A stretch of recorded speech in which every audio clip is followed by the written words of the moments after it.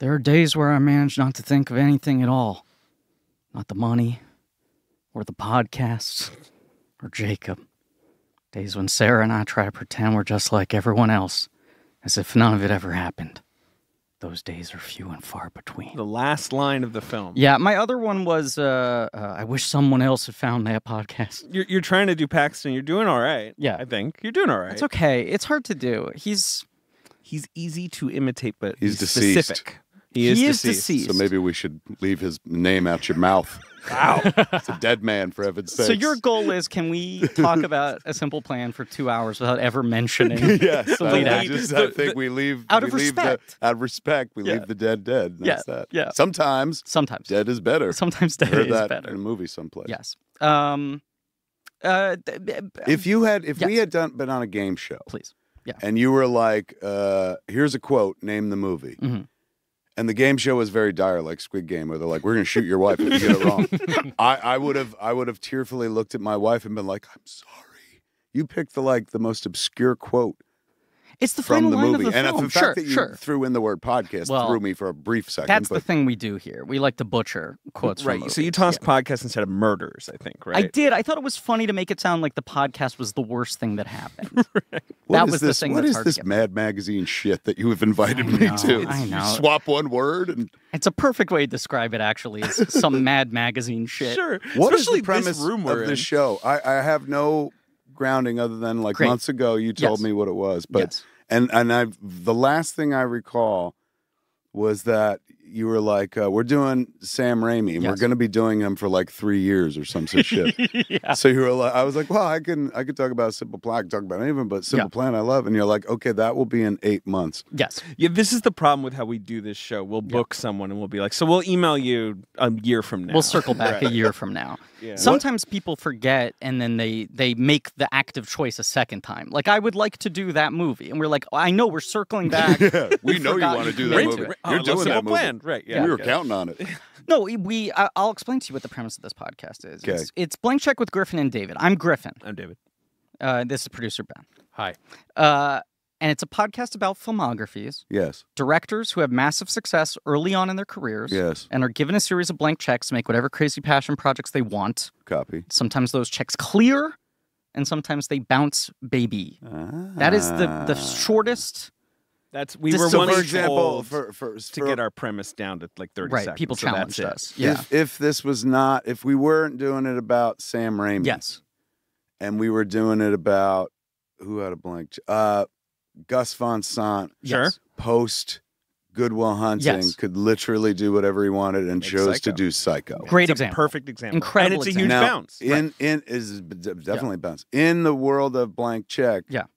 is there a thumbs up, thumbs down like that? The check clear, or what's your catchphrase? We don't Hopefully, have. it's not just putting the word podcast where No, murder was and shit. unfortunately, it kind of is. I think sometimes they bounce baby, but I've been selling everybody. I was like, this guy Griffin's a genius, so I'm sure this podcast is brilliant as well.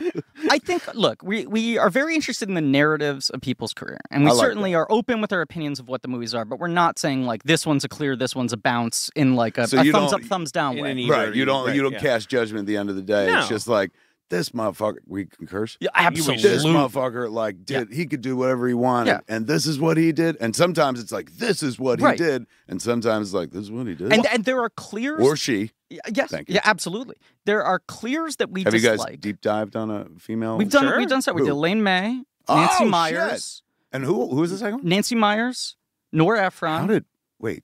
step Catherine back in- Bigelow. Hold I'm on, not trying hold to on. show off here. Step We've back done- in time. You did Nancy Myers Gina Yeah, Prince hell yeah. Bythewood. on it based on a dare, or is somebody Well, related? the She to it? fans actually selected because we do like a March Madness on social media. And they were like, "Dude, Nancy Myers." Yeah. She Nancy kind of became Myers a as a, steamroller. like, Yeah. as a, and I don't mean to dismiss it. I'm a Absolutely. terrible Yeah. director, so Nancy Myers has me beat by a country mile. But Yeah. I would never have assumed when you told me about this podcast Absolutely. We've done that you Myers, would have right. ever gotten Yeah. a Like Nancy we've Myers. I done know. James Cameron, right? We've Right. done That makes Christopher sense. Nolan. So Spielberg. we've done like that those makes kinds of. sense. All the usual, Shyamalan. Right. yes, Shyamalan right, was right. respect. People who've had But- up and down career. Yeah. All right, so of the female directors, Yeah. who were they again? Nancy Myers, Catherine Bigelow. Catherine Bigelow, That makes sense. Nora Ephron, That makes sense. Jane Campion. Did I say already? Jane makes Campion. sense. Elaine May, Makes Elaine sense. the Wachowskis, Makes sense. and Gina Prince Bythewood.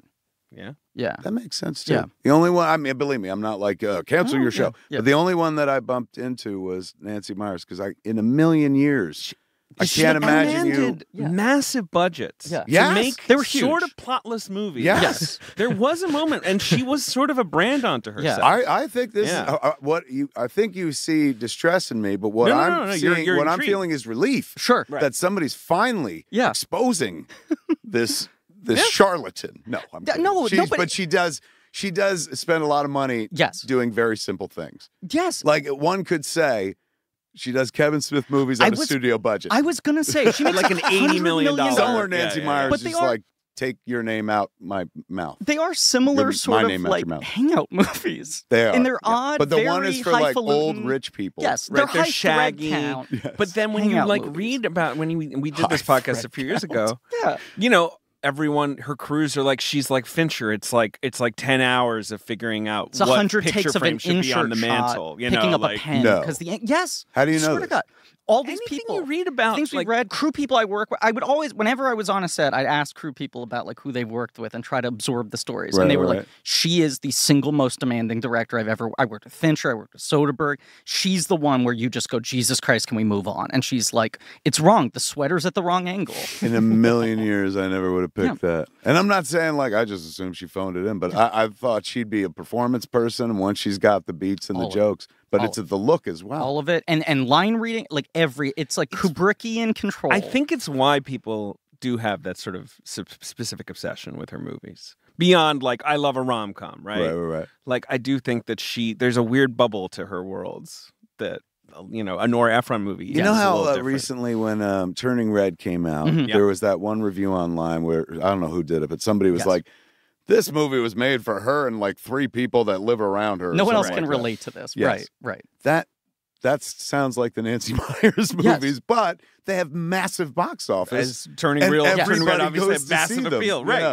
Yeah. But the difference is that like I could take a page out of the Myers You book. should, You know yeah. what I'm saying? no, but Yeah. I think I mean, you said you should a little too quickly there. I feel like I you, was thinking the same thing. I think there are a lot of similarities in the two of you as filmmakers. I think I you do sh- think weirdly. It's true. Oddly enough, I was Yep. sitting here a little judgy. Like, No, you know, not yeah. at her, just like, really? You guys were talking Hey, about a cashmere sweater is really soft Yeah. and warm and nice. There's And a it lot feels you good can on do your there. skin. that? That's you know? true. No, the funny thing is we would have people like every year be like, when are you gonna do this person? When are you gonna Right. do this person? We had this idea early on in the show where we were like, we'll do a March Madness competition. We'll put 32 directors on a bracket. We'll let people vote every day head to head. And then one time a year we go, you get to pick who we cover. Right? We put 32 people on there. I'll admit, we mostly put Nancy Myers in there for diversity's sake. Not just as a Right. female filmmaker, but like comedies, not just film nerd directors, not just genre guys. And in an almost Nancy Myers film like twist, Yeah. she wound up being the top choice. And like whooped like PTA, like the direct. It wasn't like she had easy you matchups. guys have not done PTA yet? No, and we did Nancy Myers by popular demand. There's a Before few. Paul Thomas Anderson. Correct. There's the PTA is. How has Film Twitter let you guys go? We're doing Well, they Kubrick hate- now. They Like, They we're don't like getting you guys ready. either? No, they're probably turning on us. I Yeah, don't they're know. turning red. They're turning on you now that I'm on the show. They're like, that's when they jump the shark. No, they might come all the way Do back. you ever have a around, though. filmmaker come in? Yeah, We have. we've had Who? some filmmakers. We have. Who have we had? Alex Ross Perry, David Lowery, Chris White. Chris Weitz, Lulu Wong. Yeah, Wong, did the yep. farewell. Basically, anyone who's listened to this show and or is friends with Griffin Yes, Newman. right. That helps. Right. Yep. But like here's you're saying sort of like how do we look at careers, right? For example, if we were talking about the filmmaker Kevin Smith, right? Don't. If we were, Yes. a term we like to use is the guarantor, right? Which is the movie that gives you the blank check. It's the movie where somehow now the thing is unlocked, right? What would be mine? Clerks, Hands down. right? Yeah. You have a Without career question. that is very similar, I would say, in structure in a lot of ways to Sam Raimi, where it's like you have the bootstrappy, like spit and gumption, make but a movie with but my everyone friends. remembers, and no one will ever forget who gives a shit about this kind of thing. I mean, there are people who have forgotten, Uh-huh. but that I made Clerks. There are a lot of people that don't know That that, is true. Sam Raimi Perhaps. made The Evil Dead because now they're like, well, that's fucking Spider-Man. Right. I think that's Spider-Man. true. That is He true. sort of has two. He transcended his Yes. his origins, his humble origins. His humble origins tie in directly to mine because I was he going was to ask. covered in so many books Yeah. that I read. You know, mind you, when I started, there was no internet, so you couldn't just, fucking deep dive on an article about director you like. Our guest is Kevin Smith. You'd by the way. have to, thank you. You'd have to look into a book of sorts. And his story of, going around from dentist to dentist and raising money for the Evil Dead was both inspiring and daunting to me as a filmmaker, because it made me go the credit card route, like that I went. I collected a bunch of credit cards that, I really didn't have the finances to back, but I got them. I worked at the video store, RST Video, the one that's in Clerks. Then I would apply, and if you didn't apply, I went to community college, they would bomb you with like applications for credit cards. And so I'd fill it in and say I was the manager of RST Video and I made $50,000 a year. And this is 1991. So they would call RST Video to verify, like, yeah, we're doing a credit check on Kevin Smith. I was like, oh, that's my manager. We're paying $50,000 a year. So they'd send me a credit card. And we just did that, me and Brian Johnson, as a race, friend of mine, to see who can get more credit cards. Yeah. So I had them sitting in my underwear drawer at my house, because my parents were like, never use plastic. It's the devil. Cash only. They're right. So they're absolutely right. This is how So my I life. saved them, never touched them until I was like, ooh, I want to be a filmmaker. Yeah. Then I decided to use them. The difference was I did not have the confidence to walk into a dentist office and say, like, there's 164 pages full of dick jokes set in a convenience store. You have a few bucks for me? Right. So I aside from, like, he was the guy who, with a bunch of friends, and a bunch of friends turned out to be like the Coen brothers, Holly Hunter and stuff like that, who, like, hard scrabble, bootstrap, made a flick, ran the camera around with, like, Barry Levinson and stuff like that. Barry Sonnenfeld. Yes. Sorry, not Barry Levinson. There was no, like, ooh, I could be him. A, he was making a genre picture. B, he had the confidence in his material to solicit investors. That's kind of where I had to let Raimi go. Somebody like Spike, Jim Jarmusch, Hal Hartley, they were more identifiable because they did it with Peanuts and kind of, and also did stories about people that were just talking to one another. More talk, but as the opposed Raimi to thing haunting. is like, it's him and his buddies, like, getting in a van and going to a place, right? Very you know, much. that feels like It's like the reminiscent of what you gumption, did. right? I mean, Yeah. we invoked you in an earlier episode as sort of saying that, like, the 90s Miramax wave of, like, you and Tarantino and Rodriguez and others, but I feel like the three of you became, like, big cornerstones of this thing that was like, look, there are guys who bypassed the traditional route. They got their movies made in weird ways. They didn't do this. They didn't do that. They were outside the system. They got this calling card movie. It connected, and now their careers are off and running. And it feels like Raimi was one of the early sort of examples that someone like you could point to and Early go, 80s, huh, yeah. that guy got there. He did it that. first, absolutely. Like he blazed a trail. I didn't necessarily follow his. I didn't do, like, he's gifted. The man was born to be a filmmaker. I'm a fan who aggregated to direct his own stories. There's a big difference. He was definitely inspiring, and definitely one of the ones that went first and laid the track. But, like, oddly enough, when I met him, it was like, oh crap, this is Sam Raimi. But it wasn't like when I met Richard Linklater, where I was just like, if you don't take your journey, I never think to take mine. Slacker was your, like, complete Absolutely. turnkey. That movie, was right? my Yeah. path. And that makes sense. Like, That, to do it. the parallel is Yeah. well, you met Sam Raimi, though. What's Sam Raimi like? Sam Raimi is. You guys. The vibe I get is polite Midwestern dude. Incredibly, right? Incredibly humble, Remember self-effacing. the Coen Brothers movie, the one that nobody liked. Hudsucker? Yes, My favorite. I love Hudsucker. So best. good. He is the elevator Right. kid. Hey, Yeah. buddy. Oh, buddy. Like, literally, that is him. He, like, when I met him in real life, I thought he was doing an impression, because I saw that movie before I met Sam Raimi. Yeah. And we were introduced by Jim Jacks, who was one of the producers of A Simple Plan. Jim Jacks was like, don't like fret. He's gonna say buddy 1,000 times. It's not that he's forgotten your name. And he's not fucking with you. Yeah, he's Right. just like, that's literally how he talks. Yeah. And so he introduced us, and fucking, I was like, he's just doing an impression of that guy in Hudsucker. That's so and then funny. Jim was like, he is the guy in Hudsucker. He didn't play it, but the Coen brothers wrote it based on fucking his personality. Yeah. He is darling. This is my favorite Sam Raimi story, and it's almost he's tangential to it. Okay. But it is a Jim Jacks story, so it does tie into a simple Jim plan. Jacks produced this movie. He was a producer and of the he movie. produced Mallrats. Right? He was also a producer of Mallrats. Right. He produced Days Confused. Sure. He Mhm. produced Raising Arizona, I think. Tremors. Right. Raising Arizona is his first Sure. producing credit. Oh shit, he worked on the Mummy movies. Oh, he worked on like yes. the whole Mummy. Jim you is know, like, I mean, thing. you guys do filmmakers, Mhm. directors, you don't do producers. We'll end up talking about producers a He- lot, but yeah. To me, is one of the most fascinating cases of a producer in this business that I ever met because he was a fan that aggregated into producing. Mhm. He was an engineering student. He was a military kid. His dad, he called his dad the colonel. He's one of those families and stuff. Mom, dad, him, and his younger brother. And Jim was a massive movie fan. He would take his brother, go to the movie theater. They'd watch things. Then when the movie was done, his brother said, they would follow adults to the diner, sit behind them, and listen to their opinions. And Jim would tell his brother, like, they're wrong. They don't understand. Jim was the internet before That's the the internet best. happened. Yeah. So he loved movies his whole life, but his old man was like, military, you're going to be an engineer. And so Jim did as told, and he became an engineering student, and he wound up in, I think it's Washington, D.C., or that area. There's a theater there called the Circle Theater. hmm Circle Theater is a rep house. They show indie films Sure. and stuff.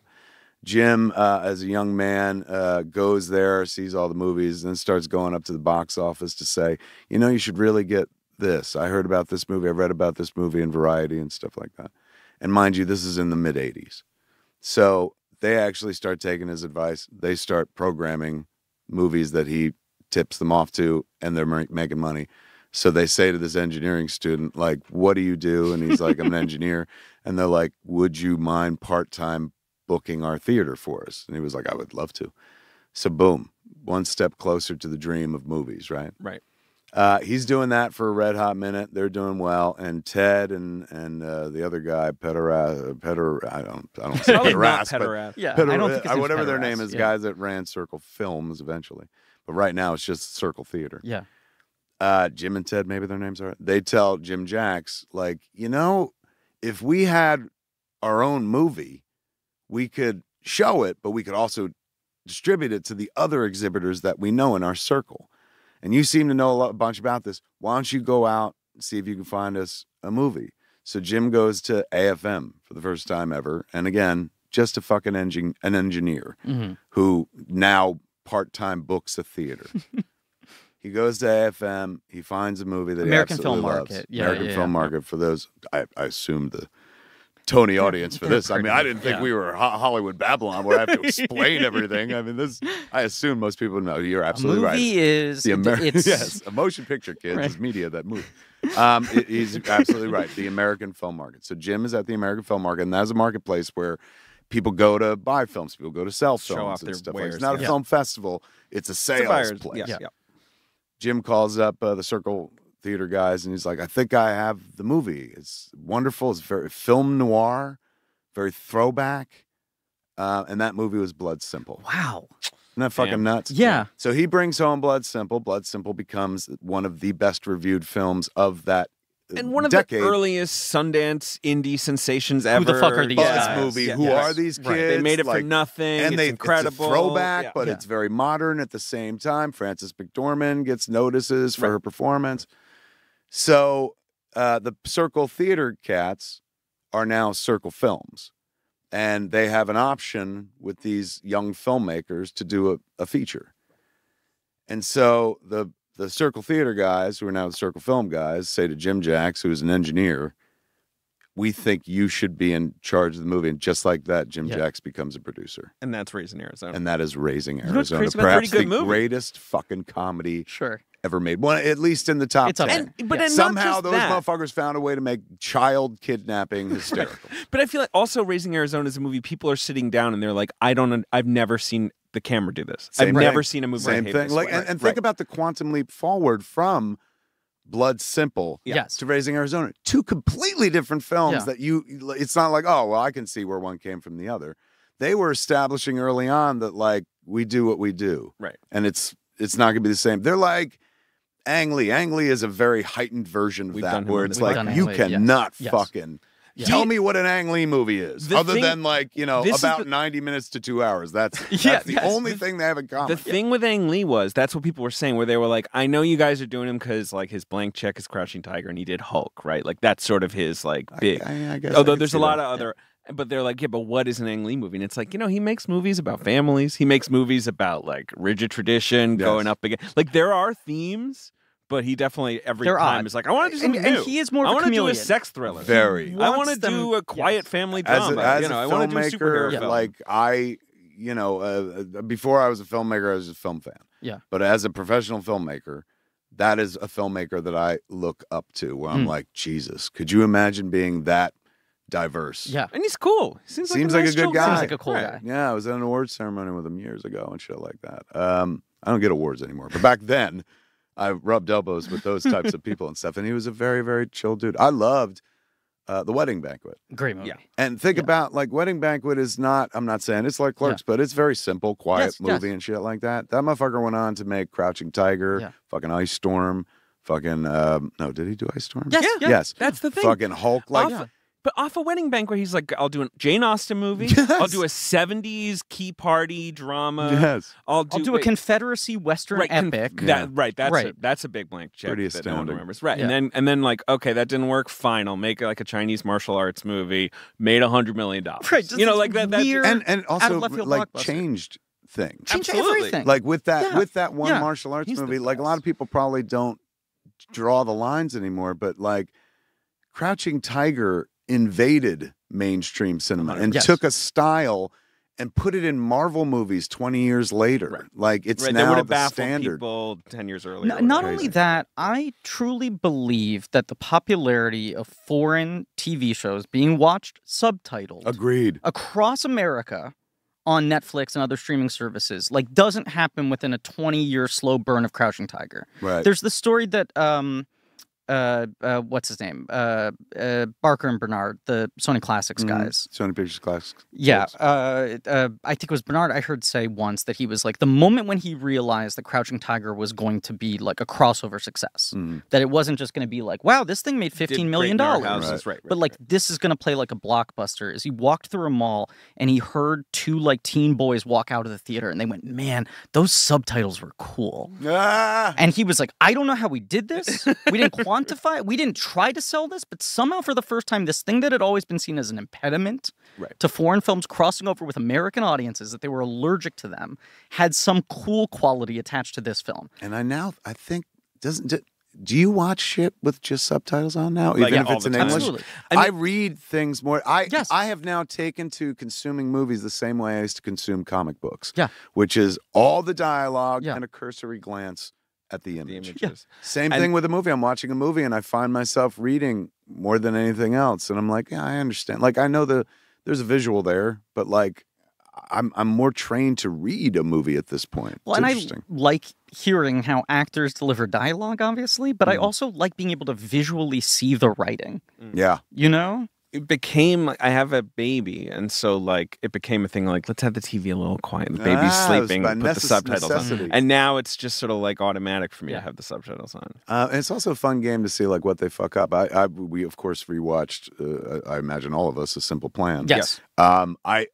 I definitely didn't need a rewatch because this is a movie that my wife and I. This is a fundamental building block of our relationship. One of the first movies we ever saw together. I want to dig into this, Wow. but just to step back, when I texted you like 9 months ago Yes. and said, we're going to do Raimi, Yes. our show books up stupid early, would you, To be sync fair, our initially level? we were going to do it earlier, and then Doctor Oh, Strange that's got true. pushed. That's Right. true. And so we had to yes. kind of move Makes it down sense. the calendar. a It little got bit. pushed a Right. little bit, right. So we flipped an order, but none of them had been booked. Right. And I said, open game, if you were willing to come on our show, you could do any one of these. And we had sort of in our mind assumed, like, he's probably going to pick a Spider-Man. Spider-Man and Evil Kevin's Dead, a Marvel fan. right. He's written Spider-Man comics, and Evil Dead would make sense in sort of the bootstrappiness, the development of Absolutely. early filmmaker. And you just wrote, without any hemming and hawing, Simple Plan. One of my favorite Absolutely Simple movies Plan. of all time. Yeah. And also does not resemble the filmmakers repertoire. No. There's two shots Kind of in the him movie that make constraining you go himself. like, Right. oh, that was very Raimi-esque. Becky Ann Baker, shotgun blast. Absolutely. Right then and there. That's the And yeah. also the fox diving into the hen house. Yes. Which is right a very early on. He Right. pushes he pushes as the fox jumps. Yes. And you're like, well, that looks like Raimi. But other than that and the shotgun blast, this could have been directed by anyone who wasn't Sam Raimi. It's like a Dogma 95 experiment for him, where Very he's like, much. can I force myself to not use my bag of tricks? one of the most disciplined films I've ever seen in my life, considering the filmmaker. Yes. Like, One of the most manic. I mean, and we'll talk about it. The studio was very much like, is he gonna take it easy? We've read this script. The camera can't be flying all over the house. once Like, once again, this is where like the unsung hero of all this is Jim Jacks. Well, I would just want to point out, and we've set up a couple threads here we need Yeah. to resolve, but like even in the list you were just running through, Raising Arizona, Mallrats, Dazed and Confused are all examples of guys who had made their films outside of the mainstream system, and he's there producing the movie that's trying to work them into the system and not let their voice get lost. Always, 100%. Right? Like that. There's something 100%. very telling there. He that- was a Sundance kid. He loved to go to Sundance and pick up, shop for talent and stuff like that. But he was a guy who believed in somebody, brought them in, and then had to sell that person. and has to protect them. Like, Jean-Claude Van Damme was one of his. wow. He brought him into the mainstream. John Woo. right, because he produced Hard Target. Yes. And And, there's John Woo fantastic movie. was Jim Jacks. And like Jim always told the story of showing, Hard Target to Universal for the first time. And they were like, why are there so many bullets and why are there so many birds? Right. And they're like, Jim was like, that's what he does. That's his that's thing. like his and they're whole like, well, you aesthetic. got to take some of that stuff out. So Jim led a very frustrated existence as a Universal exec. And then Sean Daniels used to run the studio. Mm-hmm. Sean left that position or was kicked out and got a producing deal for a company called Alphaville. Right. That's where he teamed up with Jim Jacks. He brought Okay. Jim with him because he liked Jim's taste, Jim's style. But you are absolutely right. Jim was the guy who was like, I saw them do this thing. I believe in this talent. I'm going to bring him in to the studio side and work with them. But I got to keep their voice intact. Like, I'm not trying to get them a paycheck. I'm trying to figure out if I can let them make their kind of movie with studio money. His eyes Yeah. lit up when I met him at the Sundance Film Festival in 1994 after Clerks won the Filmmakers Trophy. And he comes up to me, is introduced me by John Pearson, who is our producer's rep. John's wife, Janet, runs South by Southwest. They're now. legends of American independent Indie cinema. film. So he introduces us, and I'm like, oh, I know Dazed and Confused, and I knew Jim's work, Tombstone, Yeah. So he goes, I loved Clerks. He's going, I was going to try to buy it, but Harvey bought it out from under me, and I was like, oh, right on, yeah, as he did. He's going, I would have remade it, but I would have let you keep 75% of it. That was his exact quote. So at he the would have just been Sundance like, we're party. tossing this out. Yeah, just like, and I'm like, oh. Good proof of concept. I was, and I said, well, I was like, I'm glad it went to Miramax. I didn't want to remake the movie. And I said, what part couldn't I have kept? Yeah. And he goes, nobody fucks a dead guy in a Universal picture. And I was like, all right, fair enough. Fair line. That's fair. Right. So he goes, what do you want to do? What do you think about doing next? I said, Mallrats. And he goes, what's that? I was like, I was in the business 30 seconds. Yeah. Right. And this is what I said to him. I goes, it's Clerks in a Mall. That was my elevator pitch. And he goes, oh, he's going, well, what's going to happen is he's going Disney, because Miramax picked us up and Disney owned Miramax at that point. He goes, Disney's going to bring you out and have you meet all the studios, Hollywood, Touchstone, blah, blah, blah. Pitch him whatever you want. Don't give him that Mallrats. Yeah. Wow. You come to the Black Tower and you pitch that with me at Universal. And I was a big Universal fan, like, fucking John Hughes, John Landis, like two of my favorite movies as a child. Breakfast Club, Blues Brothers came right from there. Animal House came right from there. Jaw, like, Universal, more so than Warner Brothers. Warner Brothers became the comer later in my career with like making Batman and stuff like that. But prior to that, Universal had every movie that I ever loved. Spielberg was. Yeah. Yeah. You know what I'm saying? Amblin's right there. Yeah. So, Also, like, David it and was I a have dream. talked about this a lot, but nothing gets me more amped up before a movie than the Universal logo. Love And even that. removing the history, Da-na-na-na. it's just the fanfare. Have you ever the gone drama. into the building there? Yes, They have yes. the little ball, the Oh, tennis ball, yeah. the super pinky that they painted the earth, and that's the fucking logo. I And you're know. like, This I know. tiny ball is what got me It just excited. feels so fucking majestic. These amazing. movies are universal. Yeah, I mean, only thing better than that, Galactic. Right. You know, nobody went for No that. one's got that yet. But he was talking about Jim Jacks was talking about a simple plan in 1995. Right. The Right. book is 93. He Yeah. had this thing. He had I don't know if they still do, but in the business, they used to have these like long blank cards that would have your name on the top or whatever, and you write on them and put them, attach them to scripts and shit like that. Glorified fucking scrap paper and whatnot. He had these and it said, James Jacks at the top. And he had them laid out on his desk in his house, and he had a set laid out on his desk in the office at Alphaville on the lot. And it would be this year, next year, year 3, year 4. And when you looked at the cards, you saw the entire movie industry laid out for the next few years. So it And wasn't just his stuff. It was everything. it was Okay. his stuff. Okay, it was his stuff. But he was pushing shit that in 95, I was like, ugh, That'll never happen. Jim. Right. mummy movies? What are you out of your mind? Fucking nobody cares about the mummy slasher movies, Jim. Jim was a No, huge... Kevin, it's going to be a period piece. Yes, Trust oh. me. Right. It's set in the Great. 20s. Who are you gonna get to play? George of the Jungle? Dream on, Jim. He was the guy that would definitely he would talk about people that were legends to me and Mose. Scott Mosier was my producer, Yeah. and so on Clark's Mars, all the early stuff. So we spent a lot of time with Jim. I spent a lot of time writing Mallrats with Jim. I would fax pages to him. He would comment and shit like that. And we had this pretty tight relationship. He would talk about the Coen brothers and Sam Raimi and Billy Bob Thornton incessantly, incessantly, all the time. And it's so much so that me and Scott would make fun of him because he would be like, well, it was Billy Bob and the Coens. And then we would always be like, ladies and gentlemen of Madison Square Garden, welcome to the stage, Billy Bob and the Coens. He Kind of the talked vibe. about Raimi all the time. He was just like, wow, Raimi, because he brought Raimi into the studio with Quick in the Dark Giant. Man. Oh no, with Dark Dark Man. Man. Okay, yeah, So- right. Yes. Because that's universal. he was and another then Army of transition Darkness, yeah. filmmaker. So he would talk about Raimi incessantly and be like, oh, Raimi and I were like this. He would talk about Raimi and the Coens and Billy Bob Yeah. and say that they had the type of relationship that me and Scott and Jim had, Mhm. which to me, is easy to say when they're not around. So most of the times I was just like, I felt like, maybe he saw the relationship differently because these cats have all gone on and they've not reached back and stuff like that. He may have helped them start in the mainstream side of things, but But now they're doing their thing. they're doing their Yeah. thing and they ain't reaching back. And, I was young in my career, and so I'd be judgy about that. Be like, why wouldn't they help the guy to fucking help them and shit? But according to Jim, they were going to. It was always laid out in the cards, man. There's going to be this one. There's going to be this one. There's going to be this one. And a simple plan was always next to Sam Raimi's name. And so he was like, did you ever read that book? I was like, no. He's like, it's a wonderful book about fucking finding money and everything goes wrong. And he said it too. He goes, least Sam Raimi thing you'll ever read in your life. Right. He's going, but I think he's absolutely right for it. This is Sam's Academy Award movie. This is the movie that they were pushing so hard. Yeah. Not like over pushing where they were pressuring people and people were like, get out of my face. But they honestly believed that this is how Sam Raimi was going to win his Oscar. Yeah. Because it's a strong fucking beloved book. Great fucking script written by the author of the book itself.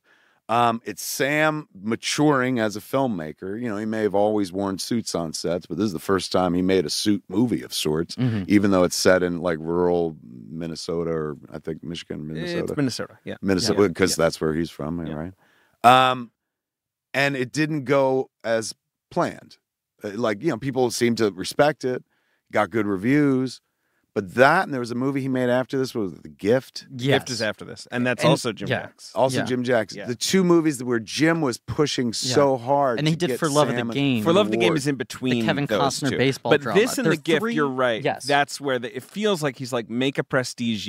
This is movie. Jim. There'll be a Toronto. This is a we'll good roll it out in the uncomfortable winter. name to bring up, but this was Jim Jacks trying to be Harvey. Yeah. Right. Yeah. He was like, I'm going to get fucking Sam. I'm going to get Sam his Oscar. Yeah. And it's funny And then he'll 'cause- work with me forever and so forth. Which and is so on. the way. It's funny because after that, he then mostly does the Mummy movies and Yes. stuff. Right. Like he kind of just swerves out of wi- that. Right.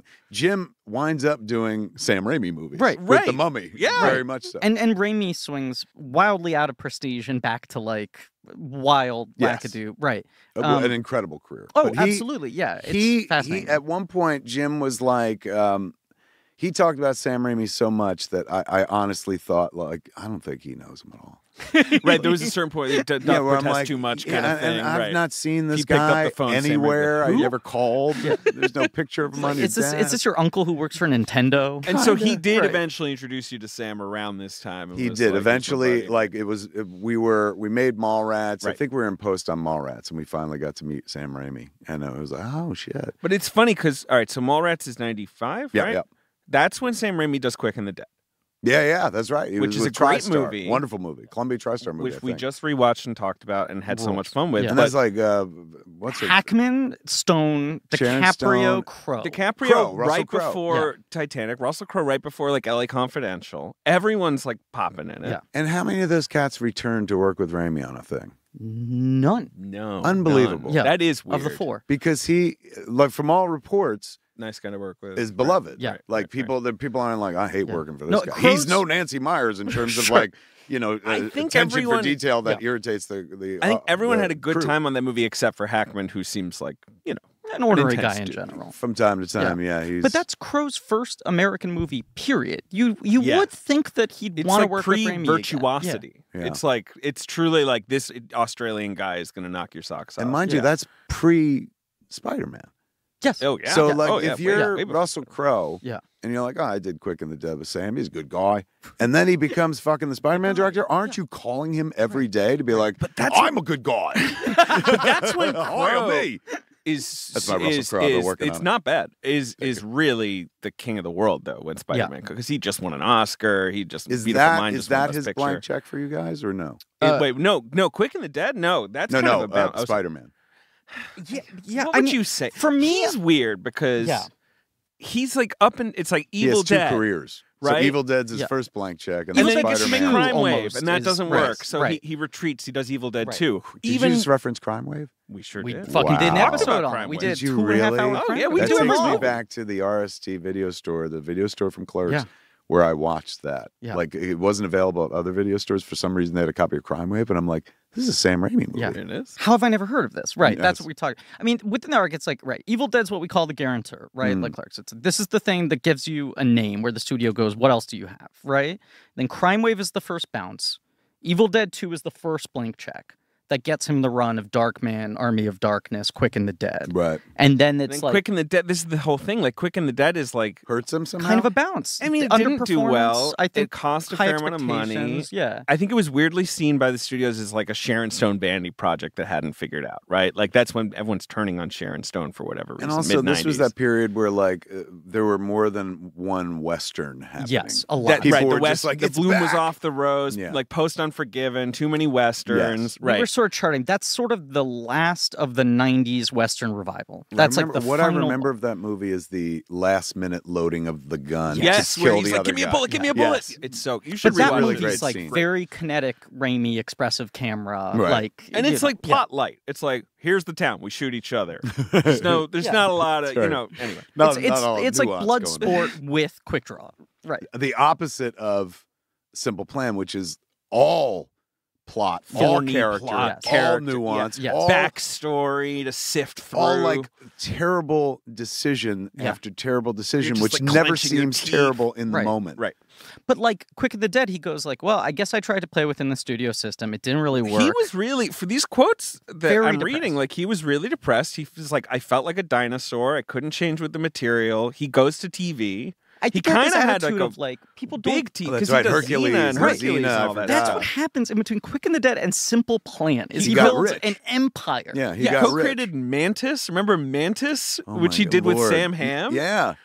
Which that didn't take off. But yeah, he did American Gothic, Mm. which was one of those sort of classic. It was like a Gary once Cole. with Gary Cole, Who winds up in a Simple Plan? who's in this. Or off was of in a that. Simple Plan before? No. It's because of and American Gothic, like sort of pre-cable, was one of those TV shows where everyone was like, That show got canceled, but it was really good. Yeah, like, one of yeah. those like kind of like Grown Up, like yeah, Twin exactly. Peaks. That but, show was but kind of a little unsuccessful. evolved, right? Right, but then he makes a ton of money off of freaking Hercules. Like that is sort of weird to think. Well, And that was at a time too when the business was very bifurcated. Yes. There was movies and there was TV. And if you were doing TV, We don't want to talk to you. yeah. Be- But he didn't give a right. fuck because he was like, I'm printing money and yeah, in and New Zealand. he's doing pulpy genre TV in New Zealand before Lord of the Rings. Like, that is so second-class citizen, even if he's making fucking fist loads of cash. Right. The studio's going to be like, oh, Sam Raimi gave up on being a serious So, filmmaker, do you which know- to some degree, So, I imagine. and also he like involved family, like his brothers in it. Like in many ways, it was probably a bomb. Yeah, I think it was. salve I think it was After it was nice. a few studio projects in a row where it's like, well, they did okay, but it didn't like turn me into a I didn't have thing. And break because through. it's syndicated, no one's bugging him. He's Right. not getting like studio Right, notes. complete He's control. not, Yeah. Do you know what he was attached to? What movie he was attached to? At this time, At, like Off Quick and the Dead that he eventually drops out of. No. Jack Frost with George Clooney. The snowman talking comes alive. snowman. instead of Michael Keaton. Yes, it was. That's why the snowman in Jack Frost looks like George Clooney. Look at the snowman He's again, got George Kevin. Clooney's kind eyes. George Clooney dropped out late post Batman and Robin, where he was like, I gotta fucking get straight. Yeah, George Clooney was like, I can't be And doing they were this just like, we got to get another Batman, quick. Yeah. serious. But you look at the snowman and you're like, that is a snowman caricature of George Clooney. Is it a looks Warner more Brothers like movie? Clooney. Yep. God, they have like a fucking list of 8 people. Yes. That it's like, if he's busy, get this one. Yeah. They're a very incestuous little company. They really hire from within all the Oh, time. look, the brothers helping each other out from the very beginning. So Good point. Thank you. Clooney drops out, so Raimi's like, forget it. I won't do Jack Frost. I guess everyone just sort of... Good call. Which, like, let's just stop for a second and be like, could have been cool. Understand I know, Raimi. a Raimi take on Could have that? been, Yeah, it's could here's have the been thing. cool. I said With good like call. twinkly-eyed Clooney, Yeah. in the 90s? Could have been something. It does been feel like something. Clooney, Then though, again, it was... could have been the thing that led him back to New Zealand. Yeah, He was absolutely. like, And I then have to create Clooney's another like- syndicated show. Clooney's like, don't kill me off, honey, or I'm sticking around. Yeah, there you go. It's a thing on the internet. Right. Because think about it. If you're going to caricature Michael Keaton into a snowman, the eyebrows are very different than that, right? That's the number one feature you focus on is the arched. It's true. He doesn't have his Batman eyes. His Right. Bruce Wayne And the eyebrows. pursed lips and all of that. That's crazy. So do you think Clooney watches the movie and goes like, It's "Hey fucked up man, that my It's me. face is on That's this. fucking me. you Yeah, guys do they- owe me. How about a little wet my beak a little?" I know. 'Cause Do they I'm kick the him some snowman. money? Yeah, Like, flip me a Snowman's point. me. Yeah. It's like in Funny Farm when Chevy Chase is like, "I'm the squirrel. The squirrel's me." Yeah. In the book. I'm Sorry, the I pulled a snowman. very deep cuts. No, I like that. Appreciate it. Funny Farm Appreciate it. reference. When are we doing that dude's career? Who directed Funny Farm? He's the same guy that did is it- George Roy Hill. Oh, wow. Wait, that's a George Roy. Wow. Okay. Yeah, you're right. Wild. And he also right. did, of course, Butch Cassidy. The Sting. The Sting. One of the Jesus. biggest hits in Hollywood history. isn't that crazy? That It's the his guy last film. is his last movie. I Yeah. saw it in a theater. I paid money to see that. Wow. With How was two it? reasons. One, I was a Chevy Chase fan, but the other is I was a George Roy Hill fan. And the whole thing with George Roy Hill is he died like 15 years later. That's the movie, though, where he was Yeah. like, all right. Yeah. Yeah, it was just like, you know what? I'm going to live for 15 years because I've been doing this shit. He made one of my favorite movies of all time, aside from, of course, the previously mentioned ones, The World According to Garp. Oh, yeah. Fucking adore Yeah. that movie. That movie is fascinating. Yeah. He made a lot of good movies. He's an interesting one because it's like he did make cultural landmark movies. Impact, like dented the universe. And yet I feel like he's not talked about as like some great auteur. It's more like, yeah, he was he knew what he was doing. But Cool is Right? another Yeah. one like that where his name gets thrown around a lot, but considering how often his films are referenced, Yes. not just as movies, but as like everyday culture, like the idea of an all the president's men type situation. I know. Which I'm obviously, with you. when we think of Woodward and Bernstein, we think of his version of Woodward and Bernstein more than the real guys. Sophie's Choice is one of the most used terms in American vernacular. What's that man's name? Alan Pakula. Alan Bakula. And he made like six of those movies. He made that did- fantastic fucking Harrison Ford presumed innocent That movie rules. Yeah. where the third act turns on Bonnie Bedelia stealing his cum. Yeah. Which, as a child, terrified me. I was like, "That's a thing. Now I have to worry about that. They can Cum steal your cum thieves? in the night Yeah. and blame a crime on you." Cum burglars? That's also a classic I can't believe Raul I Julia. cannot believe that you have never made a Burglar. movie called Cum Cum Burglars. Burglars. I will now. I hadn't had the title. Yeah, Cum Amazing. Burglars. But who also Raul did- Julia is amazing in that Raul movie. Julia's incredible in that movie. Brian Dennehy. Yeah. God, that movie's so great. You're right, Pakula. Have you guys done Pakula? No, No, but he's it's a good one, undersung. though. It's Two names right there, George Yeah. Roy Hill and Pakula. And I know it's like You know- we don't need to heap more praise on white men, but still, these are two white men who made brilliant movies. and are never talked about in the They Panther. George don't Roy have the Hill also sexy of made- like a Quentin Tarantino or a Robert Rodriguez Sure. where you know their name, a celebrity or something like that. But they made some of the greatest American films we've ever seen. He also made Slapshot, George Roy Hill. Oh, right, which is like another kind of landmark movie. Yeah. Damn it, man. This is a dude who like ran with fucking Paul Newman Yeah. for a while. Yeah. And he also, he made a lot of good movies. David, Yeah. I got a simple plan for you. Okay. It's a plan to save time and money, which kind of the same thing because they say time is money. Transitive property. Yeah, but it's important in today's economy. Inflation's not doing anyone any favors. Hard to stay profitable. Yeah. So I've just been looking for an easy way to cut costs and mailing and I shipping. got one. I have a simple plan for Oh. how you can do that. What's that? You simply use stamps.com to mail and ship and get access to exclusive discounts and great rates on shipping from USPS and UPS. It's an easy way to keep more money in your pocket. Why didn't I think of that? Because I already do it. We're loyal stamps.com. Same here. Customers, for more than 20 years, stamps.com has been indispensable for over 1 million businesses because it gives you access to all the post office and UPS shipping services Yeah, you need absolutely. right from your computer. Up to 30% off USPS rates, 86% off UPS rates. Huge. And some people, when you say, you can print your own postage from home, they go, I don't got a printer at home. Who has a printer, ink cartridge? Who buys this? Do you know that from stamps.com you can buy like a label printer? You can buy, they can sell you just a little inkjet or Tiny little laser. guy. It's like a laser printer, I think. It's a tiny little guy. It's a tiny little guy to just print out the postage. You get a little So- scale. You don't need any special supplies or equipment. You don't have to go into You're up the and running in woods. You minutes? don't have No. to find a crashed plane. No.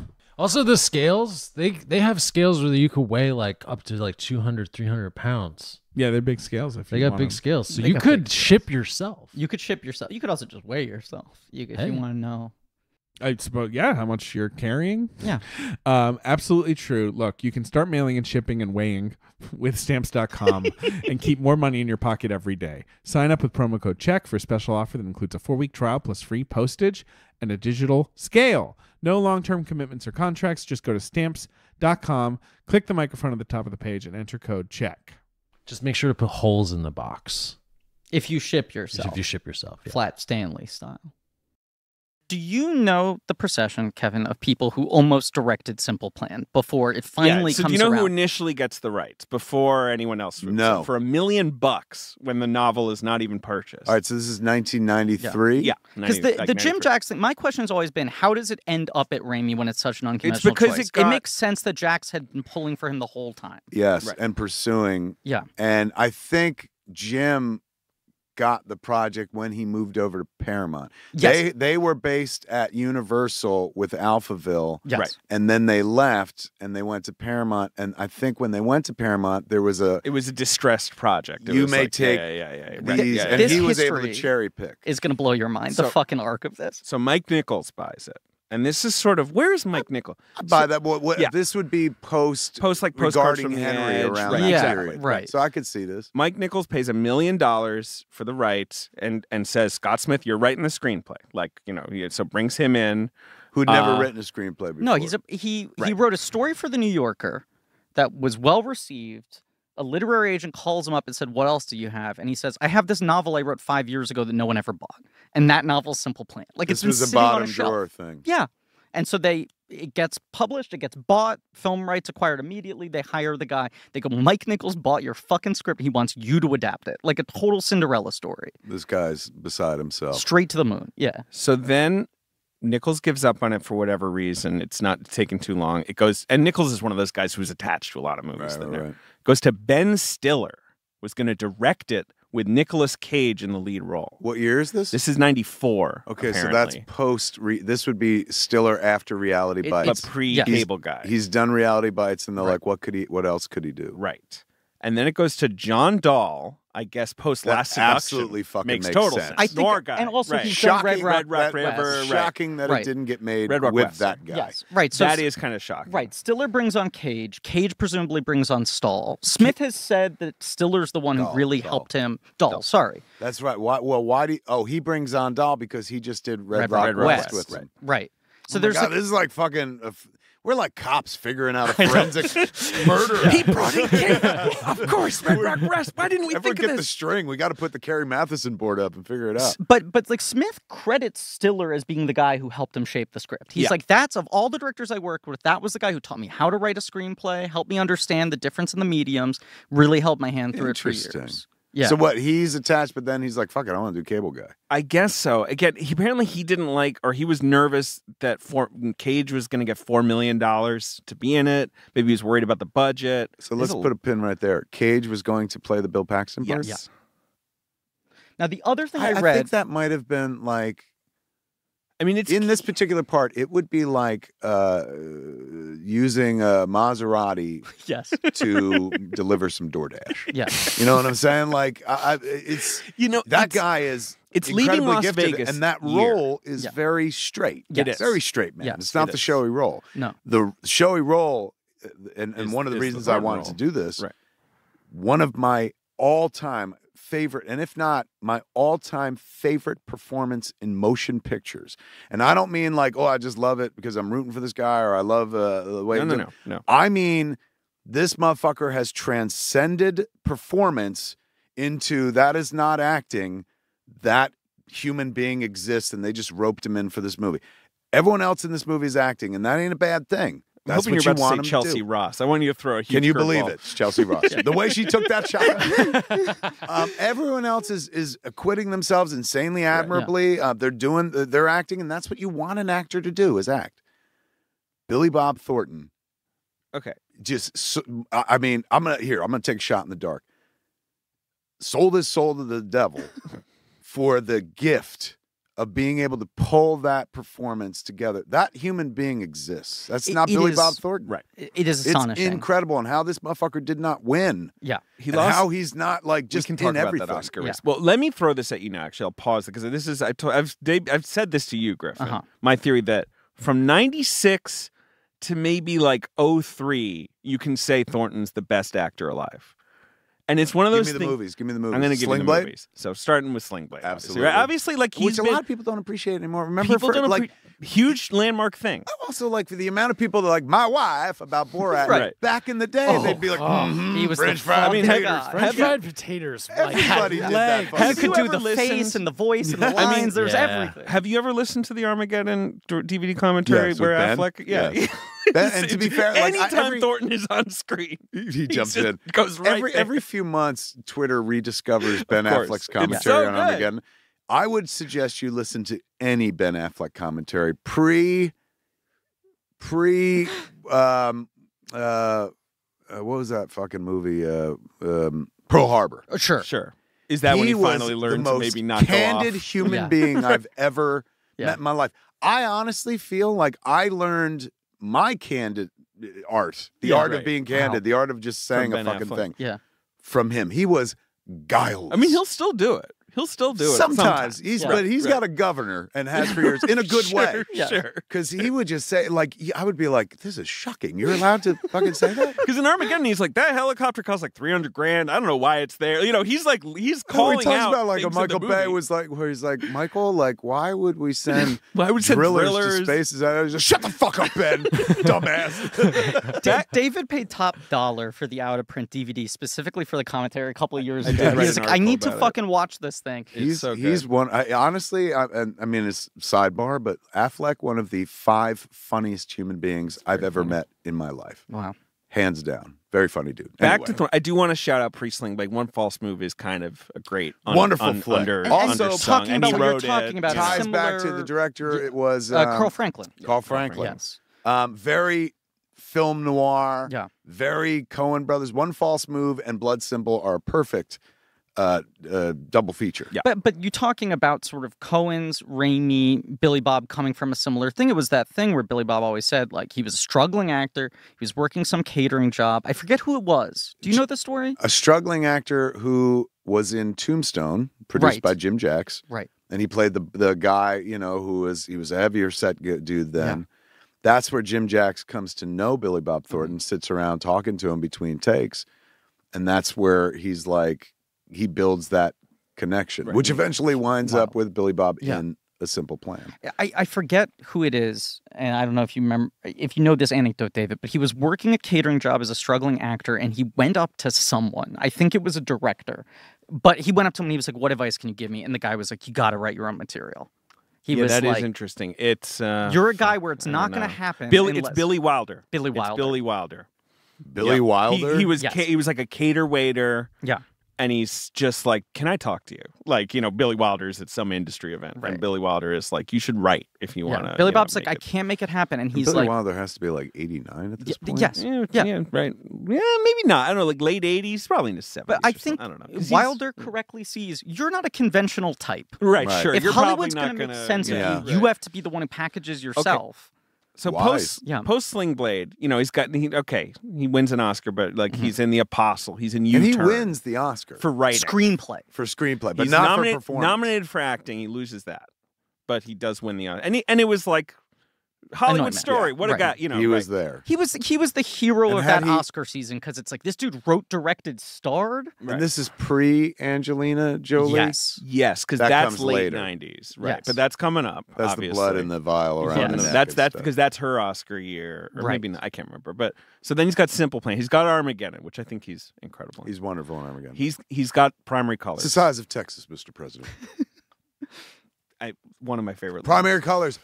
Incredible. I Playing, love Primary Colors. great and he's movie. playing what's his fuck, lines. essentially. James Carville. Yes, right, and yeah. he's so fun. Where he's like, he's like, they started tearing pieces off of my mama. She didn't deserve that. When they're having like the mama-thon. He's so fucking good in that movie. All right, what else? He writes The Gift, which I forgot. He's the screenwriter of that movie. That Sam Raimi The directed. Sam Raimi film. Yeah. And what year is that? That's 2000. He also writes and directs All the Pretty Horses, which is the whole Michigas, right? right. Where the movie gets taken away from him. Did you, by the way, Matt see the Damon crazy movie. detail that the first time Nichols leaves Simple Plan, it's because he wants to develop All the Pretty Horses instead? Oh, that's How crazy. weird. So all this stuff is just floating Yeah. around. Then in 2001, he's got Monsters Ball, Bandits, Man Who Wasn't There. The All right, kind hold of on. crazy. Monsters Ball, Right. Bandits, Yeah. and that's the Willis movie. Yeah. Yeah. Oh, and a Man Who Coen Wasn't Brothers There. movie. But that's like Yes. where he's a lead in 3 really weird different movies. And it's like, this guy is a lead, I guess, right? Yeah, like yeah. this guy is a marquee guy. And it was the challenging Coen Brothers too. One Yeah. of the first challenging And Coen he's Brothers. And where that's you're like, still one that's a of their great most movie. challenging movies. Yeah, That's yeah. a very cold And then movie. in Yeah. 2003, he's in Bad Santa. And it's like, it's a hit. It's a, this is comedy Wygoff? that That's goes Terry over. Wygoff Yeah. movie, right? Yeah. Yeah. And then he pops up in Love Actually. He's really funny in one scene in Intolerable Cruelty. You're kind of like, Intolerable Cruelty, side note, on Jim Jim Jackson Jack's involved? cards Right. Wow. was Intolerable Cruelty. That was the Coen Brothers script. Yeah. Right. That he was just like, I'm going to work with the Coens again. Right. And it eventually, he let it go to what was his name? Ron Howard. They produced Brian it. Grazer. Yeah, They Imagine. wound up Imagine. directing. Coen Brothers wound Coen up directing. right. Yeah, They were yeah. originally hired, I think, I just to think write Jim it. Yeah. is. I don't think Jim's name is on Okay. Intolerable Cruelty. But he I developed think that originally. it was Okay. his Okay. forever. It was on the cards. He's like, I'm going to do this with the Coens. And then Ron Howard was going to make Intolerable Cruelty for years. Right. And then eventually the Coen brothers circed back to it I love that movie. and I did do it. too. Yeah, I it's think a it was wonderful very film. I think it's Yeah. hugely underrated. Very underrated. And then in 2004, he's got Friday Night Lights, which he's really great in, and nobody thinks about the and movie that anymore. created a fucking Right. a movement. Yeah. And then it's like, what happened? Like then So it's what over. happens? What's the one? I don't really know. It's like the Bad News Bears remake. Right. He tries to Which- like, Alamo which movie, you're you know. following. You're doing Richard Linklater After School of Rock. Yeah. And you're doing Bad Santa thing. Buttermaker part. You're doing Bad you're everyone's Santa. favorite curmudgeon. Everything on paper should have worked. About Right. that. Right. He Except tries the Bad News He does a Bears lot is of an Bad amazing Santa movie, the first one. movies, like School for Scoundrel, Mr. Woodcock. A lot of these kind of like Ain't I a Todd Stinker? Phillips is School for Scoundrels, Yes, right? yeah. He's like finally got this quantified. Here's what your leading man movie persona is. You're the asshole. Right. And he sort of says in interviews like, I don't know, people like it. They're paying me money to do it. I Like just- he was. I even feel at like he the got time- sick of it because he he's was- yeah. Well, kind he of prickly, did at a right? certain point. He Yeah. went more musical, right? He Yeah, started then he leaning into starts his doing- band, right, and yeah. then he was on that. He does that Jermaine Komeshi show Yes, in that's Toronto. right. Well, I mean, that's That where he was asshole. like, "Hey, I want to ask you about your band," and he got real hostile. No, he wanted to ask him about acting. He was like, there "I'm here to talk about his music." band. Right, right. Kevin, And he wanted it's to talk about acting, even and he turned fucking wilder than that. What was it? That interview is one of the best films of the 2000s. It is incredible, and it's also one of those things very similar to the interview. Are you talking about the insult he delivered to Canadian people on that? There's where, so where many he called things them going mashed on. potatoes without the gravy. Yes, just a real He says that in deep-fried the interview? insult. He Yes. said Canadian people are like mashed potatoes without the gravy. It's incredible. Every Whoa. piece of that is so beautifully written, as it were. There's the interview years later where George Lucas goes on Charlie Rose after the Disney deal, and he describes Disney's as white slavers I who remember sold that. his baby. Yeah. And my buddy Connor Raliff, the host of the George Lucas talk show, always makes the joke that somehow within 5 years of that interview, George Lucas is the least problematic of the two people in that room, right? That Charlie Rose looks worse. And it's the same thing with Gene Ghomeshi, right? Right, Where like right. horrible allegations come out about him 5 years later. At the time, everyone was like, Billy Bob Thornton, what an asshole. And now Billy Bob Thornton kind of comes off well in that interview. But it was in the introduction, he's outlining like the band's called the Box Tops. They release 6 albums a year. It's one of those like wildly prolific bands, right? And he goes like the 4 members of the band are this, and that. You might recognize their drummer from his day career as a movie actor. Anyway, here are the Box Tops. And Billy Bob Thornton was incensed that in the introduction, By that. How they dare you? acknowledged Right. there were no questions about acting. And he's sitting there silently. Every time he asks him a question, he's monosyllabic. Then at some point he starts asking about musical influences, and he goes off into like, when I was a kid, I read Famous Monsters of Filmland magazine, Forrest J. Ackerman, and I would get models and paint them. And then he'd be like, okay, so on your second album, and he kept asking questions. There was a contest to design your own monster makeup. And he like keeps doing this, and Gene Ghomeshi is like, I'm sorry, I don't think I see the connection here. And he was like, well, if you want to interview me as if this is a fucking hobby, I'll tell you about my other hobbies. That's genius. Right. He does it Genius. 6 times before he connects the dots. And he was Right. like, you were explicitly told not to mention. And he was like, I was told not to ask questions about it. I just thought the context was necessary. And then he starts attacking the entire Says nation Canadians of are mashed Canada. potatoes. How without long gravy. does it last? Like at 45 minutes? It's I don't know. long. Yeah. It's incredible. I remember watching it when it happened because it was a buzzy. Everyone's Yeah. like, "Did you fucking see Billy Bob?" And it is so cringe and awkward as you're watching. Right. It's tough to watch something like And that. I'm no fan of the other guy. Yes. Right. So no I'm idea not, who this guy but, is, really. But it's tough to root for Billy Bob because it's like, I mean, you are an actor, bro. Absolutely. Like, he seems like the maybe whole a bit of a fucking tough customer. World Yeah. knows you as an actor, and the guy didn't even like. He was just like, you might recognize him as an actor anyway. All he said was not going to ask It a wasn't single like, hey question. man, what is Kate Blanchett Right. like? right. Oh my god. But then the other thing is you watch this video and you're like, this is an incredible Billy Bob Thornton performance. Right. Like if this happened in a Coen Brothers movie, you'd be like, He's not fucking being a tearing regular this scene asshole. up. Yeah. He's right. He's like, all right, I'm gonna be an asshole. Like Right. I do feel like all the pretty horses thing, or maybe the Angelina thing, kind of broke him. I think both. I on would, that I front. would. I don't know about all the pretty horses But- because at the end of the day, you're making a Miramax movie. Yeah. You can't be surprised. Right, it got fucked with. Yeah, Right, if somebody yeah. like comes in and But takes it away and tries to edit it, especially if It's- you've got a major movie star in it and it's expensive. It's one of those classic. But I'm not things, saying, like, everyone it should have says, like, happened. oh, his cut was so good. And Yeah. It doesn't exist. Like Matt you till can't this find day, it. to But Right. this Damon day, always says Matt it's like is the just best like thing. Yeah. his cut, the first cut of the movie was brilliant. He's Yeah. going, everything that happened after that was Yeah. really but maybe crap. the Angelina thing, the I think crazy it was press that, of Yeah. that, because yeah. that relationship, like like think of any what's her the girl who was in the Transformers movies, Megan Megan Fox. Fox. and she's dating somebody. Machine Gun Kelly. And I was going to say, we all know that. I don't know their names, but we all know that they are together and stuff. And we like keep that. reading stories about like what are the weird things they do as a couple, which Yeah, it's become Billy the weird. Bob and There was Angelina a- were that. They were that. They at were that. Time. They're on They- the red carpet, and the Paps are like, "Do something weird." Right. And I think they both they had wore the vials of vials of blood, each other's right. blood, which Yes. now in retrospect, like in the time, you were like, oh my God, that's so out there. But now it's like, Who cares? Yeah, it's like, what, you got a little Theranos thing Right, around right, your neck? right. Right on, good for you. It's a You know sample those ready don't to work, go. right? Yeah. I don't know if you saw that. It is funny. I mean, the other thing that happens to Billy Bob is like, right, he starts focusing a lot on his music. He still does movies, but you look and pretty much everything from like 2012 on is not He doesn't do a lot good. of movies. Yeah, Lately, And- he's been doing that show on. That's the thing. He moves Amazon? to TV faster than a lot of guys. Yeah, so he he did does that that Amazon first season show. of Fargo, and Right. then he's Oh, quiet. that's She's really right. good on. Yeah, I Excellent. forgot the first. But when that season was of Fargo. announced, it was like, why is Billy Bob Thornton doing a TV show? And why then is you're he doing like, Fargo? Right. Like he worked with the Coen brothers. Why Right. is he doing this TV? Yeah, version? that five was the years away weird- from everyone doing any show like that. You know? Maybe Then he he's did been that show chasing the Goliath. material, and the Right. material moved to streaming. Yeah, and instead. four He saw it early. quiet seasons of Goliath. That show has been on the air since 2016. That's my wife to this day. Is just like, I will rewatch it with you. You know, we have a thing where it's Yeah. like, when you start watching, I'm not gonna watch it now and stuff. She's like, I will totally rewatch it with you. He is so wonderful in this. So apparently he's doing strong Yeah. work in Goliath, but as said, very quiet. Nobody Very quiet. talks about it. No, I mean, weird. but that's an Amazon show, right? Yeah. What is the biggest Amazon show? The Bosch. Boys. The Boys. The Boys is pretty big. And That's that is true. punching, and that has Yeah. punched through. But there's the only. You're mainstream. right that Yeah. there's only a couple that Yeah. people talk about. Yeah, yeah. They're. Yeah. I mean, they're kind of like Apple to that. You know, degree. Yes. Apple's got Transparent Ted- had a Ted moment.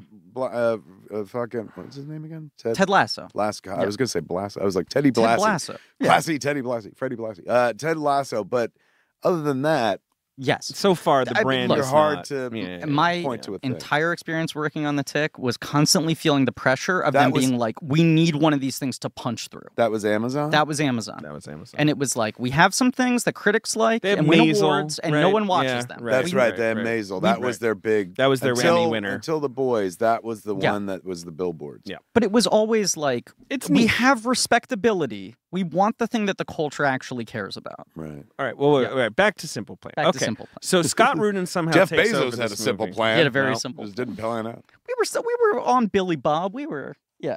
I did Rudin. I don't know. At some point, Rudin brings on John Borman, and I'm trying to wonder. So wait, Well, is 'cause- Rudin a producer on this movie? He's not, but I guess he was He briefly was in charge involved of it. originally. And he because was at there's- Paramount at that Yeah, he time. was and at there's no Paramount. way on earth that a book Yes. movie Right. doesn't have his fingerprints Right, on exactly. it somewhere. So This I is- suspect he was involved earlier during the Mike Nichols era, probably. Right. And then when Jim got involved, This is the thing. he probably wanted it free of Scott. He There's Rudin. the Barry Diller thing. The Barry Diller thing. I think it was set up at a. I'm not forgetting seeing what Diller. company it was, but it was set up at a production company through the original Mike Mm. Nichols setup, and then Diller bought that company and was like, "I don't want to fucking Savoy, make I this." think it's called. Savoy. Yeah. And there was Savoy! like yeah. fire sale, selling off all the property, Right, and right. that's when Rudin Paramount grabs buys it as a pack. Did Right. they have the buffalo as their Yes, I think so. logo? I'm gonna look it up for Yeah. you. Savoy Pictures, like Savoy- one or I'm three sorry, Savoy. buffaloes. Or Yes, something? 3 buffaloes. Yeah. With kind of a, a blinds. Yeah. That's cool. All right. So Rudin picks it up. He hires John Borman, who's kind of in the downswing of his career, to direct. to direct. They cast Paxton and Thornton. Now, I did read an interview So with wait, Paxton. before Raimi comes on, Yes. Borman was going to direct. Yes, Briefly. John Borman of Mosquito Coast and Deliverance, right? and Yeah, and Hope and Excalibur. Glory. Yes, fame? Excalibur, yes. exactly. Yeah, not Mosquito Coast. Who did Mosquito Coast? Mosquito Oh, that Coast- was, Peter Weir. Peter Weir. Yes. my bad. That's My Peter bad. Weir. Of course. I did read some interview where Exorcist 2, though. That's Borman. Paxton said that he and Billy Bob had been attached to one of the earlier versions. I'm wondering if it was a Jim Jacks thing, but that at some point someone was like, you know who would be perfect as the two brothers? Paxton and Billy Bob. They really wanted to do it. It went away. It went through a couple more directors, and then Borman is the one who finally hires them on. He doesn't cast Bridget Fonda, but Borman signs on the two of them. I could see Jax pulling from him too. They're both Tombstone alumnus who he spent a great deal of time with, both Right. Bill Paxton and Billy Bob. But as then well. And the they, no, I was just going to say very quickly. Is this where Bridget Fonda meets Danny Elfman? Yes. On this movie? Yes. And they get married. Yeah. And she kind of retires from acting. Still married. She's to like, I love that score so much. Yeah. It's That pretty good. haunting piano. Yeah. I'd like to fuck the score. I'd settle for fucking the man who wrote it. I will be with the man who wrote the score. That brilliant man. No, the that's other thing crazy. I was She's gonna say- wonderful in the movie. Oh, she's incredible. And does so much of the heavy lifting and gets no credit. Absolutely. Yeah. But she's Lady Macbeth. She's Iago. She's It's a tough role. she's really good. fantastic. She is. I was gonna say, and I'm sorry because I know Go you're ahead, burning up to Griffin. say the thing. Paxton and Billy Bob have the thing where they're also like filmmakers. That's true. They have that Bruce Campbell thing where it's like these guys love 'Cause Paxton film. did They're not just Frailty. actors, Right. But They've, wait, like, yeah, worked Paxton crew, they've directed written shit. Frailty. Good You're movie. right. I a good movie. forgot. But also, he was like a Corman guy. Like he met Cameron. I think he was a set dresser for Corman movies. That's how I met him for They Alien. have- We're gonna talk about that. the Bruce Campbell sort of like, I want to be helping to make the pictures. I'm not just the handsome guy at the center. Wow, I didn't know that. The Yeah. crucial thing, and it is funny to think about, is Thornton's attached to this project, but then post Sling Blade, he is so hot that they're like, we have to make this movie right now. Because he's fucking booked. Right. So if we're gonna delay this shit again, he's not gonna be in it. So it's Thornton's busy schedule. All of a sudden, this guy who is like a total journeyman. A couple years before, Yeah. nobody even heard of, Right, except couldn't Billy get hired. Wilder at a catering event. So that's Raimi had been in the mix, I think, when Savoy had the rights, right? You know, but when they're in rush mode, Rudin basically says like, we need to go right now. You're actually not my top choice, but whatever. And then somehow Rudin disappears, but Raimi stays on and they go. And Like- Borman was far enough along that he was doing location scouting. And the movie was such a moving train that when Raimi comes on, he's like, I just trust the locations are right. Let's work on new things.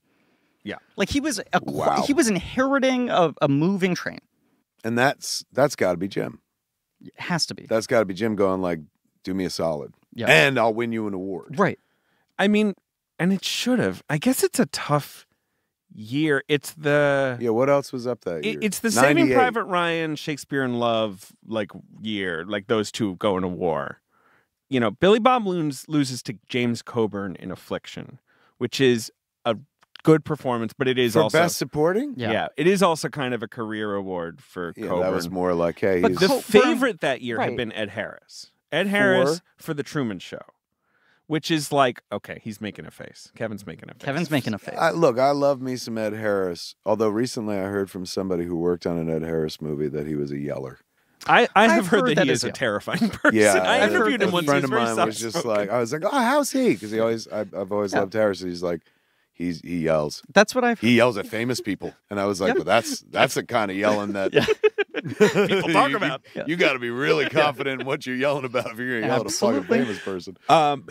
Ed Harris had like won the Golden. He was picking up the precursors, and I guess it was sort of it's Ed Harris. He's never won Apollo 13. Like it's time. I mean, give And it to Coburn him for kinda snuck fucking in. Glengarry Glen Ross. Right. I mean, man. Ed Harris is good in a lot of movies, but rewatching this, I did have the thought: how the fuck it did is Billy crazy Bob that not Thornton doesn't. win? It wa- Especially but he had just considering- won an Oscar, I know, but not but for acting. writing. I know. It just feels like it's the kind of anointment they would have wanted to give him at a time where he had all the heat momentum, and it's just an unreal performance. It's unparalleled. I challenge you to find a performance that's so not a performance. Yeah. This guy is fucking living, breathing flesh, the character of Jacob. And he's like doing a mild physical transformation, like he's changing his look, he's got this stammer, like it's not like he's making choices. And it's a Yeah. character that on paper you could make a real meal out of. And he is underplaying everything so much where Sure. you just buy him as a real That guy. might be the other reason he doesn't win. He 'Cause he almost underplays? doesn't have the sort of He crazy doesn't lean clip. into it. Yeah, that people will be like, well, fuck, actually, he's got to take it. Ben's burning up with a take here. The look in this movie. It is. It is special. so like it is like basically every work from home like graphic designer living in Bushwick wearing Carhartts with double knee like pants. He's become Like, the hippest guy in the world now. it's just this kind of character. hilarious Yeah. how Big he's glasses, coded Right. yeah, as being right. kind of like bumbling and Right. like you know very out of touch, out Yeah. of time, and like currently that is like the Now- hottest Now thing he's right Ed now. Sheeran. Yeah, yes. Essentially, yes. yeah. Yes. So This guy now dates Julia Fox. You know? He walks in a party and you're Yeah. like, I can't blame her. That guy looks cool. But to be fair, you're in the world of the movie. Yeah. Who would you rather hang out with? Bill Paxton or fucking Jacob or Hank? It's Hands down, Jacob. it He's is- a nice guy. He's not judgy. Yeah. He's loves his dog. Paxton's wound so tight. I So don't want to hang tight. out with that guy. It's kind of the thing He's a that's most bummer. impressive about this movie to me is that it establishes him as like, well, this is obviously your normal guy at the center of the film. Right. These two guys are fuck ups. You got an idiot and a sort of rage case. And here's the guy who's got the level, sort of pragmatic view of everything. He's the smart guy. He's the one who's like, all right, gentlemen, let's all take a second. You know, that's Right. his, yeah. Right. And Jacob's like a figure of sympathy. Right. Right? And then as the movie goes on, you're like, he's got a lot of fucking unresolved issues here. And Jacob is so pure in his understanding of everything and a lot smarter than he appears to be right. at Yeah. He knows things that Paxton can't confront. He has Hank a is kind of just profound wearing wisdom. blinders about when he Right. finds out that his father killed himself. He's like, The what? best scene in the That movie. fucking Maybe the scene. best scene in the movie. Yeah. I don't. Well, there's a lot of good scenes in this movie. They were supposed to shoot in Minnesota. Some El Nino shit meant that there was no snow on the ground, so they were like completely fucked. Also They had- happened when we were making Mallrats in '95. The Coen brothers were making Fargo. right, and they had And they had no to snow, chase right? snow all over Minnesota. They left Minnesota Right. and went over to fucking Dakota or whatever when we That's were like a we notorious. were getting snow reports from their set all the time because so Jim funny. Jacks Yeah. right, was very tight with the Coen brothers. at least he claimed, as Yes. he told you Yeah. over and over. He did that, yeah. He did, you know, when they made Intolerable Cruelty, I was like, he did know those fucking guys. They're buddies. This is my favorite poignant Sam Raimi story. James Jacks, you know, he wanted to make a hit so fucking bad. You know, he thought Mallrats was going to make $100 million. He was wrong. He thought Days Confused was going to make $100 million. He was fucking wrong. He had. They lasted. They Yeah. He was right They about lingered. what they were. Yeah. He was just couldn't get the box office right. But he wanted like a fucking legit hit because he knew that would open doors and make life easier and stuff. And he eventually got those hits with The Mummy. He made the Yeah. series Mummy movies and Jim and finally got to the top of the mountain where he wanted to be and stuff. He, like, for the years that we knew him, he was always trying to make shit like The Jackal, which eventually got made. Yeah. Projects that would come to life, like after The Mummy, he had an easier time doing things. He was doing a treadmill one day, and his assistant went out to get him his breakfast and came home, and the treadmill was running, and Jim was not. He was on the floor. He had a massive heart attack. Fucking died. So they have a funeral for this guy, of course. And I think Jim had like a Catholic background, if I remember correctly, because he liked Dogma an awful lot. Said he understood it. You know. So there's going to be a funeral service at that church in Beverly Hills. It's like a Catholic church that's on the Strip. Okay. I'm driving to it. I try to get some people to go with me. Call up Jason Mewes. I was like, Jim passed away, man. We're gonna go to his funeral. He's like, oh no, I'm busy. Asked Scott. I was like, you want to go? And he was like, nah, I'm doing some stuff and whatnot. So I was driving over and I was like, man, this motherfucker. Like, just as I felt like, those fuckers. He would talk about all those people, and why didn't they ever reach back? Like, why? How come? He thought so fondly of them and not vice versa and shit like that. And I was driving over. And I was working myself up into this like bitter frenzy where I'm like, it's fucking Tuesday at noon in Hollywood. Nobody's going to be in this church. Like, I'm going to be the only one there, and like maybe his brother in that fucking coffin. And all those people that he put on the fucking path can't be bothered to fucking, be there for him and shit. So I get to the church, I park, I walk into the back of the church, and I stand in the back of the church because there's not a fucking seat available. And the whole ride I was driving over there going like, all these fucking people, man, like fucking, he's always, town. Yeah, he's always no talking one- about fucking Right, Sam right. Raimi. Who do I see? Yeah. Mid fucking aisle, like halfway up, right on the aisle, Sam Raimi dressed and sitting there. It was beautiful to see the man get his flowers. Granted, he was passed, but it seemed to indicate that he was right. All the things he ever said, he was tight with these folks. And, they had, life is such that you move on to other things. Like, there are people you work very closely with on a movie set. It's like going to camp and you're like, we're never going to be apart. We'll see you next summer. Fucking like, we build strong bonds. And then 10 years, 15 years go by and you don't see a motherfucker and stuff.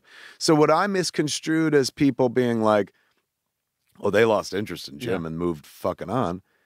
They were just doing their thing until they could circle back. And, granted, I ain't taking anything away from the people that worked with them, but like, I'm sure it was easier for them all to say yes after the Mummies movies, you know, Sure. when he was on a roll and stuff like that. But this dude was like such a fucking champion for everybody. And at the end of the day, they came out for him. We go to there's a repast or whatever the fuck, you know, where you get together and eat afterwards. That motherfucker was great. We go to Craig's because he used to go to Dan Tana's all the time. Apparently, the shrimp parm is named after him. Named after Jim Jackson. Cool. Craig's. Oh, He knew, I guess Craig was, I don't know much about the restaurant business in LA, but apparently the guy who started Craig's was a guy who worked at Dan Tana's forever. Jim ate there all the time. Guy left Craig and started Craig's or whatever the fuck. And so Jim went over there. And so he would apparently like have a fucking lunch or dinner. It's so fucked up. We go to the repast. Everyone's sitting around. It's like a Viking funeral. We're all telling stories about Jim, you know, and Sean Daniels was like, Kevin, talk about Jim. And I was like, well, anybody in this room knows that Jim had his own catchphrase. Same way that Sam Raimi was like, hey, buddy, come on, buddy. Oh, buddy. Jim Jacks would say, like, you know, to punctuate any joke he had. So he'd be like, you know, Billy Bob, now he looks like Ed Sheeran, you know, like, you know. And it was your cue to like laugh. Yeah. Clap, please, or whatever that fucking Yeah. politician said. So he would do it all the time. Like it was almost like a nervous punctuation. I would go so far as to say like a Tourette's condition, but No, but I've gotten was- noted for doing similar things on a podcast. Like people listen to you for hours, and they're like, "Why is every sentence ending with that same fucking thing?" Yeah, and it wasn't like Bart Simpson's like, you know, fucking eat my shorts. It wasn't a catchphrase. Right. I don't know that he was It conscious was like a of tick. It was was a right. tick. Yeah. Me and Mosier one day saw him do it for 1 minute and 12 seconds straight without breathing. It was a fucking craziest thing. He said something that made him laugh so hard. He goes, like, you know. He wound down. Right, it sort of and then got to the floor and was decelerates. like, you know. And then went for a second fucking round. And it was unbelievable. So I tell that story and everyone's fucking laughing and shit like that. And I said, but be honest with you, as I was driving over to the funeral and I told him the story that I told you guys, I was a little bitter because I thought the place would be fucking empty and shit. I was like, this was a guy who we'd go out to dinner with him all the time. He would tell us stories about these great filmmakers like Sam Raimi and stuff like that. And when I was driving over, I was like, is Sam Raimi even going to be there? I was like, and Sam was in the room like looking at me. And I was like, Sam, when I walked into the church and saw you there, that, you know, I'm an old Catholic and I let it all slip away, but that really did make me feel like there could be a God. Like the fact that you showed up for the man, like really meant the world to me. And I know it ain't about me, but I know if it meant the world to me, bro, Jim would have been fucking in tears. Like to know that you were a true friend, not just a work buddy, not just somebody who's transactional in his life and stuff. So, you know, I said my piece and made people happy, and I was like, I've done good here today, and I'm gonna leave this fucking wake and stuff like that. And I'm almost at the door. I almost get out clean, and then a filmmaker stops me, whose name I don't know, younger cat, and he goes, "Hey man, I'm this cat." And I said, "How are you?" And he goes, "I just wanted to tell you, like you were talking about how you and Scott would go out with Jim, and he would tell you stories about Sam Raimi and stuff like that. And the Coen brothers, as I told him the Billy Bob and the Coens thing. And he goes, well, like he did that with us. He's like, me and my friends, like we did the same thing with Jim. We just did it like at Craig's. We would come here every Thursday night and sit around and talk about movies and bullshit. And he would tell stories, war stories about making movies and stuff. I was like, that's awesome. That's what he used to do with us. And then the guy fucking devastates me because he goes, the only difference is all the stories were about you. Right, you became. It fucking leveled me right then and there, man. Like I was, and then I thought about the judgment that I would cast on the other filmmakers. Like, oh, they never reached Right, back. You're worried that you come off that way? Yeah. I didn't reach back. yeah. No. Like I remember being on the set of Dogma, and there we are working with two of the biggest movie stars on the planet at the moment. Kind of your blank check. One of which he absolutely. let be in Mallrats, even though he didn't want him. Yeah. Like he was like, don't hire the Affleck guy. He curses. He's got a potty mouth. He's there are too many curses in the script already. He's going, I remember him on Days of Confused. He raised the fuck count of that movie.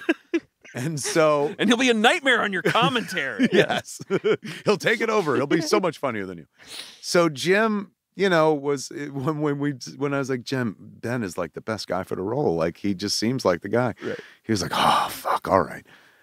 But, we'd sit there and chit chat with Ben throughout production. Ben would tease him all the time and stuff because they had like Days Confused stories to talk about. And like Ben would just flat out be like, Kevin, don't listen to this man. He told Rick Linklater the same things. Look what happened in Days of Confused. Do your own thing. Like right in front of Jim. He'd be like, shut up, Ben. He came to the Dogma set. And there we are shooting fucking Ben and Matt right before they go off to win the Oscar. Mm-hmm. Right. We were shooting at the airport. This very year. This They Oscar year left we're talking from the about. airport Right. where we were shooting them Right. in the airport to go receive their Oscar. Wow. Jim rolls up unannounced. Hey, I just happened to be in town. And, he knows me. He knows Scott. He knows Ben very well. Jason Mewes. And, I didn't facilitate. I wasn't like, hey, This is Jim. well, they knew each other, but I wasn't like, why don't you guys take some time to talk? Like, Sure. Ben was like, like he wants me to do a movie that I don't want to do.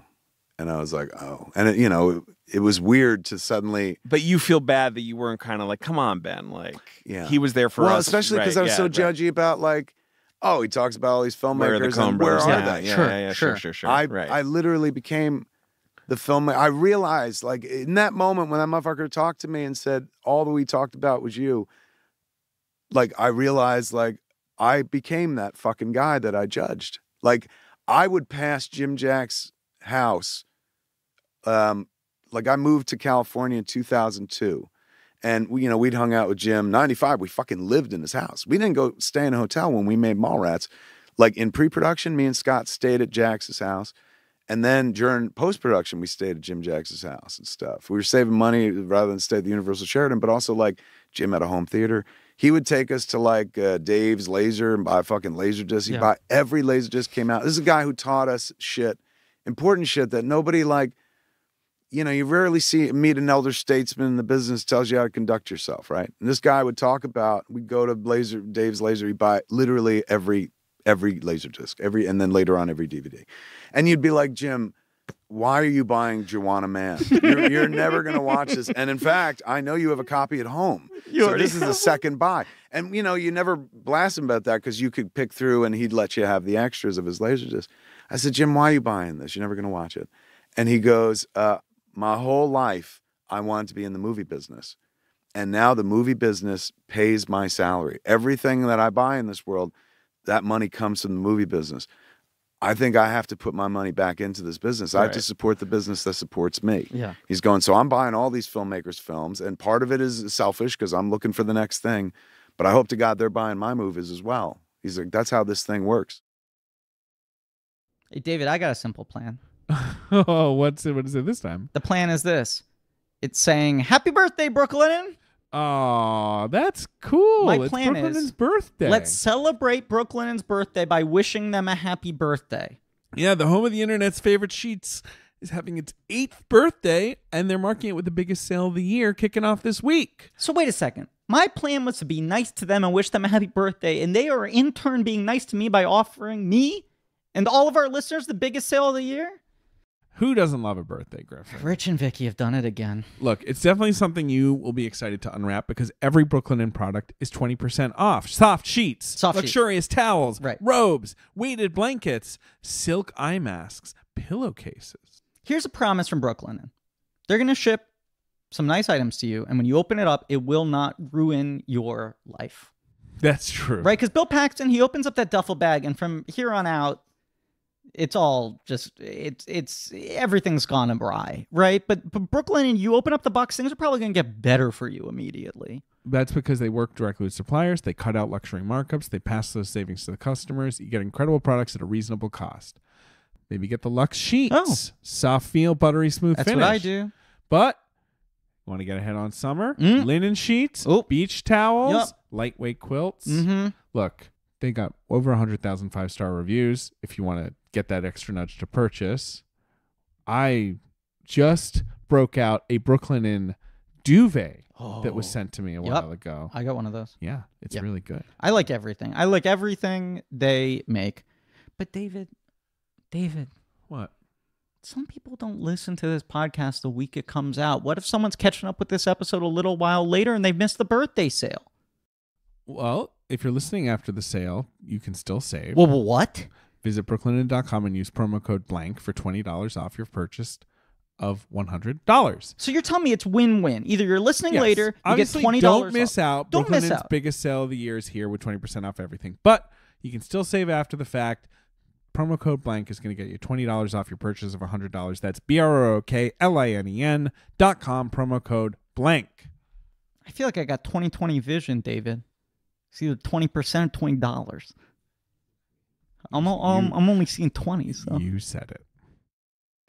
What's so funny about this? I mean, you know, we do every movie when we pick a director, right? And we end up spending so much time thinking about these people, not just watching their films in order and spending months chronologically through doing all the research and reading these interviews and their collaborators and all this sort of stuff. And I feel like very often we do have those questions where we're like, why didn't they ever work together ever again? Yeah. You know, someone Sure. has a fruitful collaboration, and Like we were just saying, like, why isn't Russell Crowe in Spider-Man 3? Why but didn't also, he play like, Venom? why was there never another Bruce vehicle after Army of Darkness? Sure, He would give right. Bruce small roles, but why did he never use the clout to make another Bruce vehicle? You know, why didn't the Coen brothers and Raimi ever write together again, especially when the Coen brothers are coming off of Fargo and Raimi's in sort of like a downslope and all these sorts of things. But careers do have these weird It's ebbs not. and I flows. honestly like. Yeah. I mean, And I'm it's so sure hard to there's make some, a fucking movie. And Like, there's some instances where it's personal animus, where Some- motherfuckers sure. didn't get I'm along. not and working like, I with never that want to guy work But again. together. often you yeah. hear those. It does, I but, like, feel like, seep out the when there's thing a I falling just out. told you about the 8 people who almost made this movie, and Right. the, Yeah. it's like this stuff is so alchemical, where it's like so difficult for even a successful movie that people want to make to actually get made. It is, But- especially yeah. when the audience looks at it and like, oh, come on, so much crap gets made, and it's like you'd be shocked. Like for The everyone to gauntlet line that up. crap had to fucking Right. go through to Right. actually get made. I mean, the wildest thing to me is that like we have been missing, David and I, the piece of how does Raimi become the choice? I understand it was a last minute thing, it was a flyer or whatever, but Jim Jacks is clearly the missing piece here. Feels and the like idea it. that I mean, he I had- can't say for sure, Sure. but No, like, no, but it definitely. feels like based it on must have those been. cards, Yes. and He's based the on- one he who's was like, come on. circling this. Sam's a good choice. Because Rudin told Sam, like, you are not my first choice. Yeah. Like, which makes sense What kind of because fucking one, asshole Scott is- Rudin seems like a real I know, rude the guy. Yeah, only time like- he's ever been But that rude two- to anybody. I This- know. So it seems so uncharacteristic. But two, this is not the moment where everyone is like, Sam Raimi's about to win an Oscar, No. right? You know, this is a bit of No a one murky would've tapped time True. for him. And True. you saying Yeah. this is such a sort of left field turn, this is such a different thing in his body of work. I'd seen this movie once before. I loved it, but I'd only seen it one time. And then I started rewatching it last night, and there was something that finally clicked for me because I'd always been like, what a weird sort of like curve, you know, this off ramp his career takes into these 3 sort of prestige studio dramas before he comes all the way So back wait, it's around. this gift and what's the other For one? Love of the Game. The For Love of the baseball Game, movie. the Kevin Costner baseball Yeah. movie. And then Which, he with makes a the gun biggest to my blockbuster. head, I probably would not have remembered was Sam Raimi. Right. That's the I weirdest would have been one. like, that That's feels the like a Nancy biggest, Myers like, movie. huh? maybe? Right, right. I don't know. Like incredibly bizarre. And right? no shade on Nancy Myers, No. folks. I don't want to be dragged on Twitter going like, oh, this is him coming for Nancy Myers.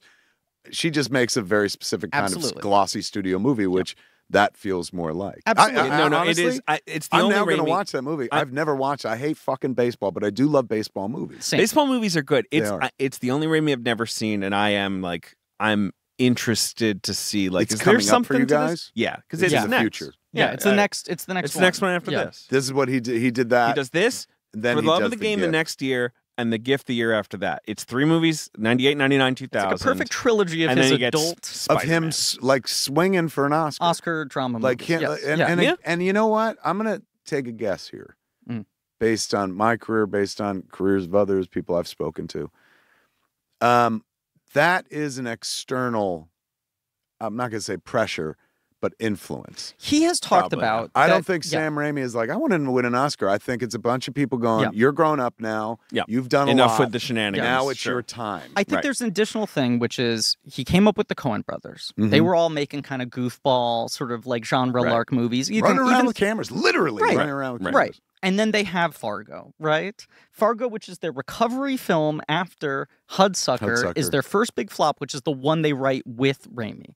Yeah. And the They only wrote other Hudsucker with Raimi. Yeah. yes, Oh, buddy. yeah, He put himself in the fucking put himself script. in the fucking movie. So I think like those guys suddenly become legitimate. They're serious filmmakers now, and people still view Raimi as like this sort of like genre obsessed kid, you know? And the whizzing Hudsucker of it around. all, you can't discount too, Right. because having been involved in a movie that did not succeed, Yeah, or Yeah, they cost a Several. lot of money and you disappointed. but what happens is it's just like, if you know your Bible stories, is just like when Jesus gets arrested. yeah. All the apostles are like, huh? Who? Jesus what? Right. I don't know that guy. Never met him. And a Yeah. cock's crowing somewhere. Like, Right. nobody knows each other. Up until the moment the movie comes out, you're like, we're bonded for life, motherfucker. We made this thing together. And when the returns come in, it's not, it's no judgment against anybody, but this is a very unique phenomenon that I've noticed time and time again in my career. Everyone scatters. Yeah. You just want to go as far away Right. from the bomb as possible. Right. And you need to manage your career.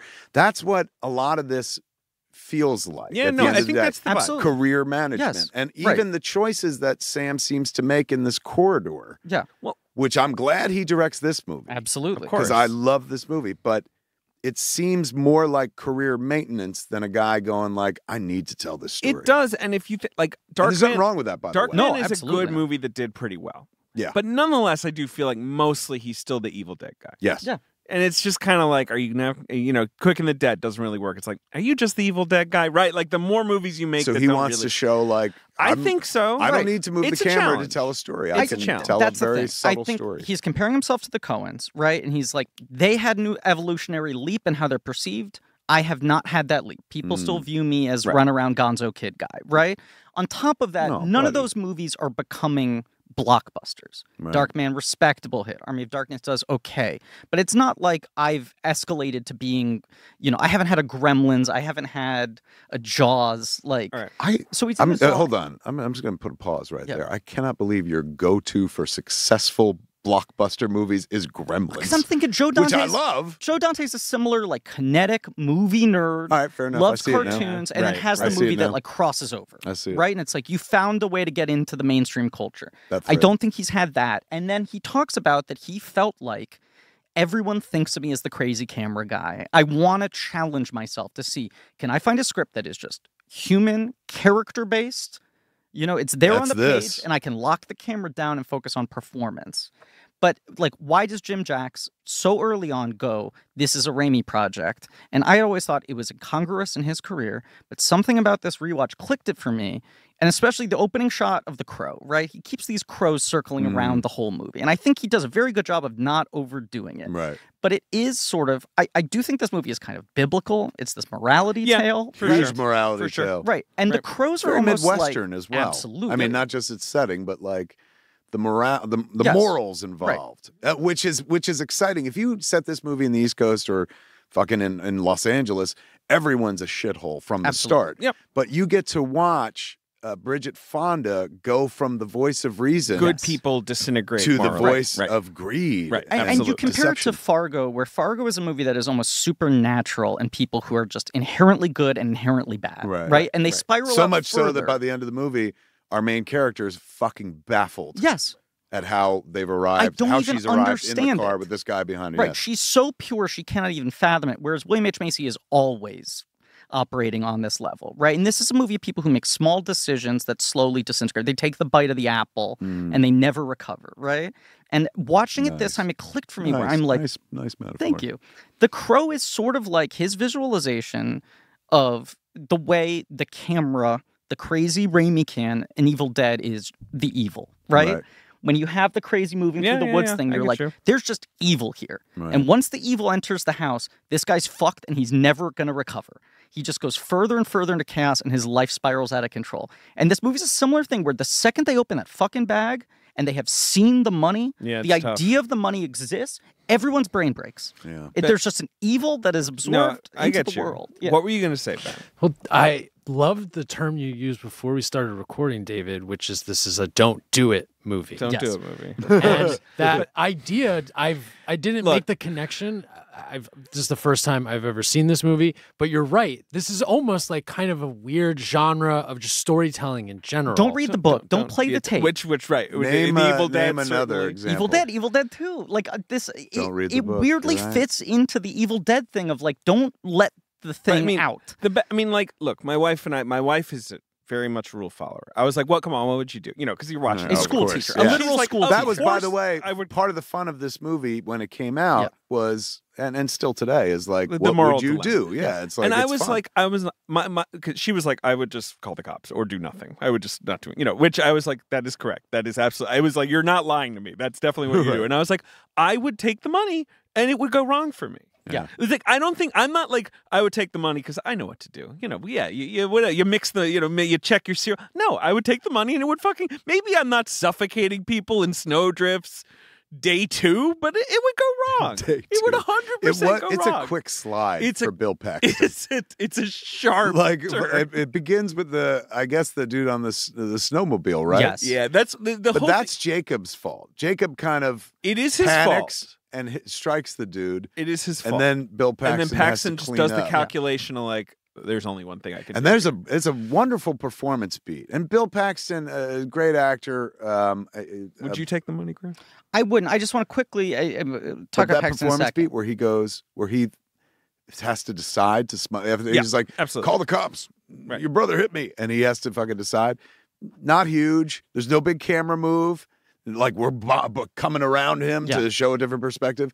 They just hold on him, and you watch it all go across His face. reactions. He's got like 4 or 5 silent reaction moments in this movie that are profound. It's an I just, underrated performance. absolutely. By a I great would actor. not take the money because my anxiety is so overwhelming, and I This was is- talking you about don't this strike as I me was as someone watching who would it. do this. You don't like money. No, well, money freaks me out. Money kind of freaks you It freaks me out. right. But also, like, the Paxton, how quickly he has to go into, like, here's the move. Here's the branching tree of the story. Right. We say this and this and that, and then constantly having to adjust. I'm like, too much to maintain. Don't want to do No Right. money too, is too many worth- steps ahead. Right, yeah. having to keep all these lies in head. Not to put him on blast, but Ben did text us this morning.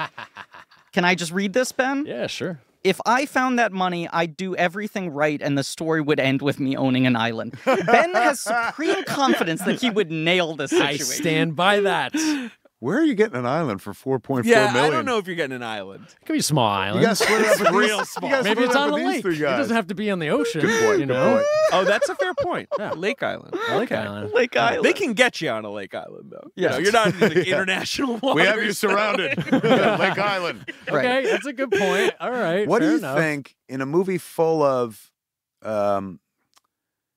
unintentionally sinister Mm. efforts? What do you think is the most sinister thing that happens in the movie? Do you have an answer? I Like do. a- I have okay, one that okay, I okay. prefer. I mean, Because mind you, people are killed. Yeah. people are killed. Yeah. But I don't think it's a death. I think it's the guy, that old guy overpaying for his feed bag. I think that's That's the crux of the story. You try to Yeah. tell this guy they're 5 weeks in a month? that's fucked up. It's 5 Mondays. I gotta answer the phone. The I think it's Bridget Fonda telling him what life is going to be like Yeah. when they get rid of the money. That scene. Where she Yeah. first it's him, it's Jacob, it's the baby, and then she's like, "What about me?" Right. And then you get to the heart of the matter. Plastered on smile. Oh, We go out to and dinner she's- only for special holidays, and I think about what I'm ordering. Yeah, she's like, "And I can't order appetizers." It's kind of a They toothpaste predict out the of ending. the tube moment. They too. do tell you you the fucking Yeah, it's ending true. of the movie, and It's when true. she's putting those books back, oh, it's so fucking haunting. It's- How Once do she you? said How does that how can you relationship? look at her again? Of course. That's what I'm Right, saying. yeah, How do you yes. live in that relationship know. for the rest of your life, Right. knowing that like you think I fucked up by burning this That's money? the thing. It's what they reveal about themselves and what they reveal about themselves to each other that there's no going back from. And like the book had a darker ending. Well, because and- Jacob Did it? dies a lot. Jacob dies a lot earlier in the book, yes, I believe. They I'm sort of glad, I'm flip- glad they didn't do Me that because too. I think it's absolutely, it is the And that was height Scott of fucking Smith's tragedy. It feels idea, like a right. Shakespearean tragedy. absolutely. And that Absolutely. moment Yeah. when he's like, just You gotta do do it. this, I don't want to right. be here Yeah. anymore. I- and I- he's making him, he's like, I'm going to do it or you're going to do it. Right. And if I do it, you're fucked. Right. It is, it's if the genre is the don't do it movie, Yeah. that is yet another like don't do it moment, and right. he fucking does it. I know. I think the book is also maybe more explicitly violent. Like I think Yeah. the movie tones that down in terms of it's more like it's a suffocation, something like that. But that's wise again to me, because if you're putting like gory violence on screen, the audience kind of can't get over Especially it. Right? for You know? Raimi. He's done so much gore. He has to know, like, I don't Yeah. want to fucking splatter the. Well, he the does Karo the. syrup. Well, I mean, he does it long before Chris Nolan, but the Chris Nolan, fucking Joker stabbing and Yes. cutting everybody thing, where it's like, Just cut away. or it's just a It's in your loud head. fucking noise, Exactly. Right. And you don't see a thing, and you're like, Yeah. "Fuck, that was I'm freaked out. vicious." Right. Yeah. Exactly. Yeah. Same That's thing all here. You need. don't Yeah. see Billy Bob take the bullet. No. No. The most visual fucking Brent death Briscoe is the Becky and wife. Baker, Becky and but that's Baker, even yeah. it takes place in total shadow. Let's give it. What's his name? Brent Briscoe. Yeah, Brent Briscoe so as fucking Luke. good. Amazing. Passed Him away a going, couple "It was years a ago." One of those pineapple." guys. Yes, Incredible he just character actor. He passed did away. recently die, and just in like 40 million movies. Yeah. And you're always like, like. And this was his crowning achievement, though. I This think is so. the He's perfect Brent absolutely Briscoe wonderful. role. Especially because you think he's going to be in 10 minutes of the movie, and he's Right. actually in 2/3. And pretty you like much. him too. You You're do. like, oh, more of this guy, more Yeah. of this guy. When I mean, again, like, in a movie that has Billy Bob Thornton giving perhaps one of the greatest Right, performances one of the most ever in a motion commanding picture. character Yeah. actor yet. Yeah. Everyone else is the high. What is it? The high tide raises all boats Yes, or whatever. yes, the fuck. absolutely. Everyone Yeah. is fucking. We bringing found that it. in Quick and the Dead too, where that movie starts, and in the opening credits, you're getting like split card 4 names, and you're like, these 4 guys are in it too. Right. He just keeps on stacking them in, and there's something about I'm gonna how watch that well now. cast this I'm whole gonna movie watch is. that again tonight. It's so that and the fucking good. baseball Really movie. good. But all the small parts, he understands. This movie is so well cast, and even when you get to Gary Cole that late in the movie, and you're like, you need to cast this part He's perfectly. a cherry on the Because sundae. the audience needs to grab onto him really quickly. And Gary Cole is a guy who is equally well cast playing. G-Man and Creep. Yes. Like, he is Right. Yeah. perfect for both He can of be them. an idiot. No, 100%. He I can love be Gary a Cole. creep. He can be a functionary. He could be Mike Brady. Right, so he walks Yeah. in and Yeah. you're just like, Yeah. I don't know if this is Mike Brady. I don't know if this is some random good guy cop or if this is the most sociopathic man in the world. And you don't know if Bridget Fonda is like fucking out of her gourd Yeah, at this it's right. point At by that going point, like, she's it's seen the guy. shadows on the It's the wall. guy Yeah, from right, the fucking right, picture, right, and you're right. like, and in the movie that we're presented with, you could see a version where Yeah. it's like he shoots him, and that ain't the fucking. It- He right, really you is just an shot FBI a- guy. In a right, series of exactly. don't do it's that could work. I just think that the movie's handling of the Bridget Fonda character and her performance is one of the things that really differentiates it from movies of this ilk. Because Is she this could the be last thing monstrous. she- Well, no, because Jackie 2001. Jackie Brown's the year Jack- before. Her last movie is a movie I think called Right. Delivering Milo. No, but the year after this is Lake Placid, which is a oh, which is genuine a hit. fantastic. She's Yeah. great Right. in that movie. she has Monkey Bone, She has Monkey Bone. She has that 2001 where it's Delivering Milo. the Jet Li movie. Kiss of the Dragon is Yeah. the Jet Li movie, and that is it. That's it. So after Kiss of the Dragon, she's like, I'm tired of this. Yeah. And she had a run for what, 15 years or something? Yeah, I would Yeah. say her first sort of big role Before Single Wife Female. is what, like Doc Hollywood, Yeah. or Ooh, what a great you know, call. But it's her 90s run. Single White Female, Single White obviously, Female, you know, singles. singles. So Right. what is She's- Doc Hollywood? What year is that? That's 91. And so when does She has like 10 years. she had a good 10 years She had- where literally she was in everything. Yeah. She was a She was the huge go-to deal. like Yeah. Sandy It Could Happen Bullock, to You. Remember that Yeah. lottery Yeah. ticket Nick movie Cage. with Nick Cage? Maybe Yeah, one of she- the only successful Nick Cage normal guy performances. pretty normal guy. That's Yeah, true. right? That's Because we were true. talking about him not fitting into this. It Can Happen to You. You're like, I almost buy you as just some guy. But I feel Yeah. like in Jackie Brown, you're just like, God, she's so funny. Yeah. This is such a specific performance. We're And gonna it was- have and Bridget it was- Fonda in our That was lives for also so long. late in her run. That's what I'm too. saying. Like Yeah. I remember when she popped up in Jackie Brown, it's like, oh, And you're like, she she's must just getting really started. fucking This love is Quentin. great. Right. Because Right. why would somebody this Right. fucking huge play this bit part and Yeah. stuff? And then obviously this, like, and it's fun. Yeah, I think she truly just packed it in. I think I Good believe for her, she man. also. She left it all on the fucking table because, like, Oh, yeah. you know, it's not like she's fundamentally wonderful in everything. Yes, like when you always think about Yeah, she's singles, not a bad she actor pulled- at all. She No, right. really Yeah, gave you're it never, like, wonderful. yeah. And I by mean, the way, I mean she she plays. does the Badam remake of La Femme Nikita, Yes. Point of Yeah. No Yes, Return, which she's Yeah. good in. which she's really good in yeah, as well. I just saw that for the first time. what was I going to say? She plays Linda in the flashback of Army of Darkness, Yeah. where they're She's setting in up one- his past. She's in one scene And in it's Army one of of those Darkness. things where you're like, why would she do this? And apparently it was. She was such a big Sam She Raimi loved fan Evil and Dead. such an Evil Dead fan that she's like, is there anything? I heard you're making a third one. Is there anything I can do? That's dope. And she was like, I'll do the silent opening montage flashback. that makes me character. like her even more. Absolutely. And it's nice that she met Elfman through that. Like, I like everything about it. But the fact that her character, you're so, I feel like, programmed to think in a movie like this, she's going to be the voice of reason. She's Right. going to be the warrior. She's got bangs. She has a sweater. She works at a She's library. got a baby. She's got a baby. She has the baby, and she's like, "Now here's what you're gonna. You can get that." That's Yeah, the while thing. she's feeding the baby, Right. she's like, "You're gonna get him to record this shit," and, Right. and you're like, "Whoa." You just buy. Which, by the way, is an insane plan. Oh, there's insane. a lot of Insane. a lot of It's not a ways that simple could not plan. It's a work. very complicated It's very plan. complicated. No, but like this is the I don't know about this character and how she's Right. coded at the beginning, and then almost immediately she like gets it, and she starts coming up with big designs on it, and you're trying to figure out like what made her adjust so fast. Right. How did she become pot committed? And it is that scene where she says the whole fucking thing, where she has the terror now. Where you now that realize she's had that's the glimpse. that's what her fucking secret fear is. Like, Right.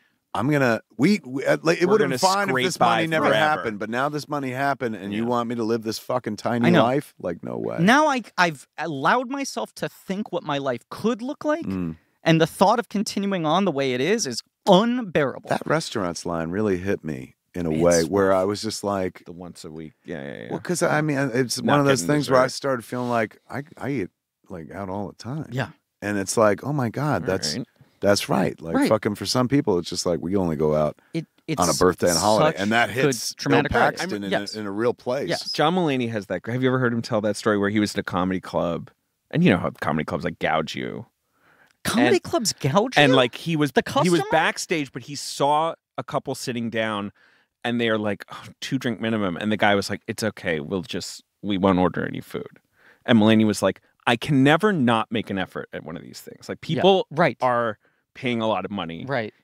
I might be like, this is my third gig of the week or whatever. But like, you know, there are Gotta people here bring who it. like this is Yeah. their day out. Yeah. This is This right. week, this month, or This whatever. year, even You can't fuck possibly. around. Yeah. Right. Let No, me. it- Can it's I ask brutal. you a Yes. quick question about this movie? Is released in '98. Yeah. It probably was set at TIFF. roughly around the same time. You know, it's not period piece or anything like that. Yeah. Yeah.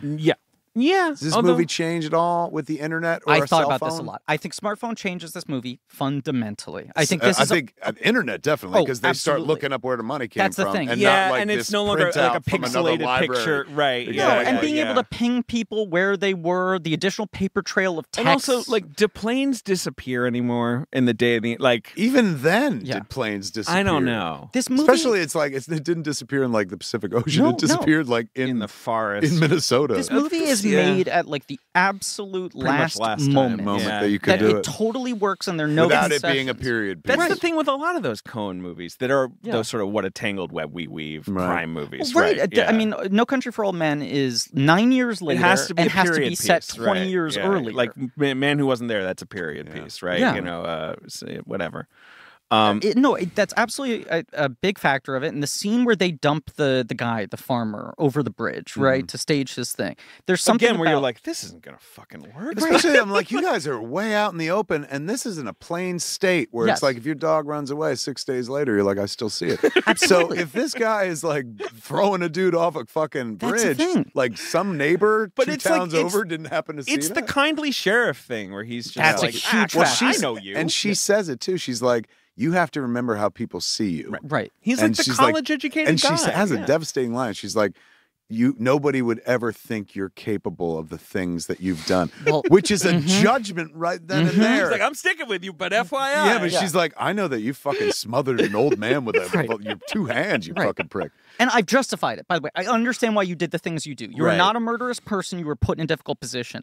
But I think that's another factor is that, like, this movie is so much based around the perceptions that people have of each other, right? Bill Paxton weaponizing how he's perceived in the town, how Billy Bob Thornton is perceived in the town. Anytime Billy Bob Thornton slips up, he's able to go like, well, you know, my Yeah, brother. he's like, well, he heard a plane. Right. Who knows what he heard? And I think it's the sense of, like, especially, you know, in a small Midwestern town or whatever, the decency of you look a man in the eyes, you tell him the truth, and do you buy it or not? Right. When you put social media, the internet, text messages, all these things into play, there are too many different types of communication where people can start creating their own perception of you, start asking more questions. That's true. The fact that Billy Bob Yeah, or yeah, yeah. Paxton can just roll up to someone 3 days later and be like, I was thinking, and you can sell that. Right. There's something to that. And that moment where they dump the farmer over the bridge, it's like Raimi in a wide shot. Like it's like a bird's eye view, right? They're Yeah. like tiny little ants, and you just see like just white snow. It's in the middle of broad daylight,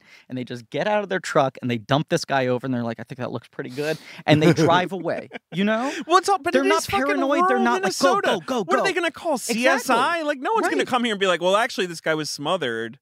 Because it's like, well, no. I But- mean, but with a smartphone- we're here to investigate.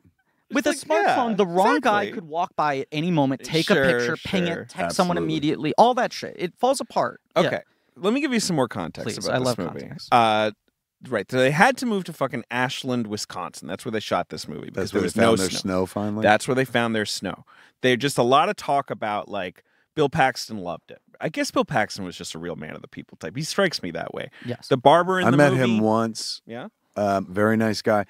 Long before I met him, do you remember a motion picture called The Dark Backward? Yes. Yes. And before I even saw Slacker, Okay. I went 91. to the Angelica Film Center here in I was going to say in Manhattan. We're here in Manhattan. We are here. You know, and that was the first movie I saw there. I went because there was an Judd ad for Nelson? it. Judd Yes. Nelson's in it, as is Paxton, Wayne Newton, yes, Laura Wayne Flynn Newton. Boyle, Lara Flynn Boyle. She was James huge from- Caan, Who yes. directed that again? Adam Adam Rifkin. Rifkin. Yes, Yeah. right. The So they have Mouse an Hunt guy. ad in the Village Voice where they're like, Judd Nelson, Lara Flynn Boyle, and Bill Paxton are going to be at the midnight screening. Oh, And cool. so that's what drives me to New York for the first time Wow. is the chance to be in a room with Judd Nelson, Yeah. Breakfast Club, Bender. Bill Paxton, fucking aliens Hudson. and shit. Yeah, and of course Weird Science as well. yeah. course. Chet. Um, Toad Chet. And Lara Flynn Boyle, who I was a massive Twin Peaks fan right. at that point. And that's right when that's like I hottest. and it's huge at that point. I go up to see this movie and they're there as promised, fucking famous people. And like I never see famous people in my life, so there they are and shit like that. Before the movie begins, there's a trailer for a motion picture called Slacker, and I go, great. "Oh, I want to. We should come back and see that." So this they're is saying truly- Paxton's the fish hook. Yeah. that Paxton gets is a you in bit of a there. hook that pulls me into the Angelica, which leads to me eventually seeing Slacker. Now I'm not going to lay my career at the feet of Paxton, and I doubt he would have wanted that. Yeah.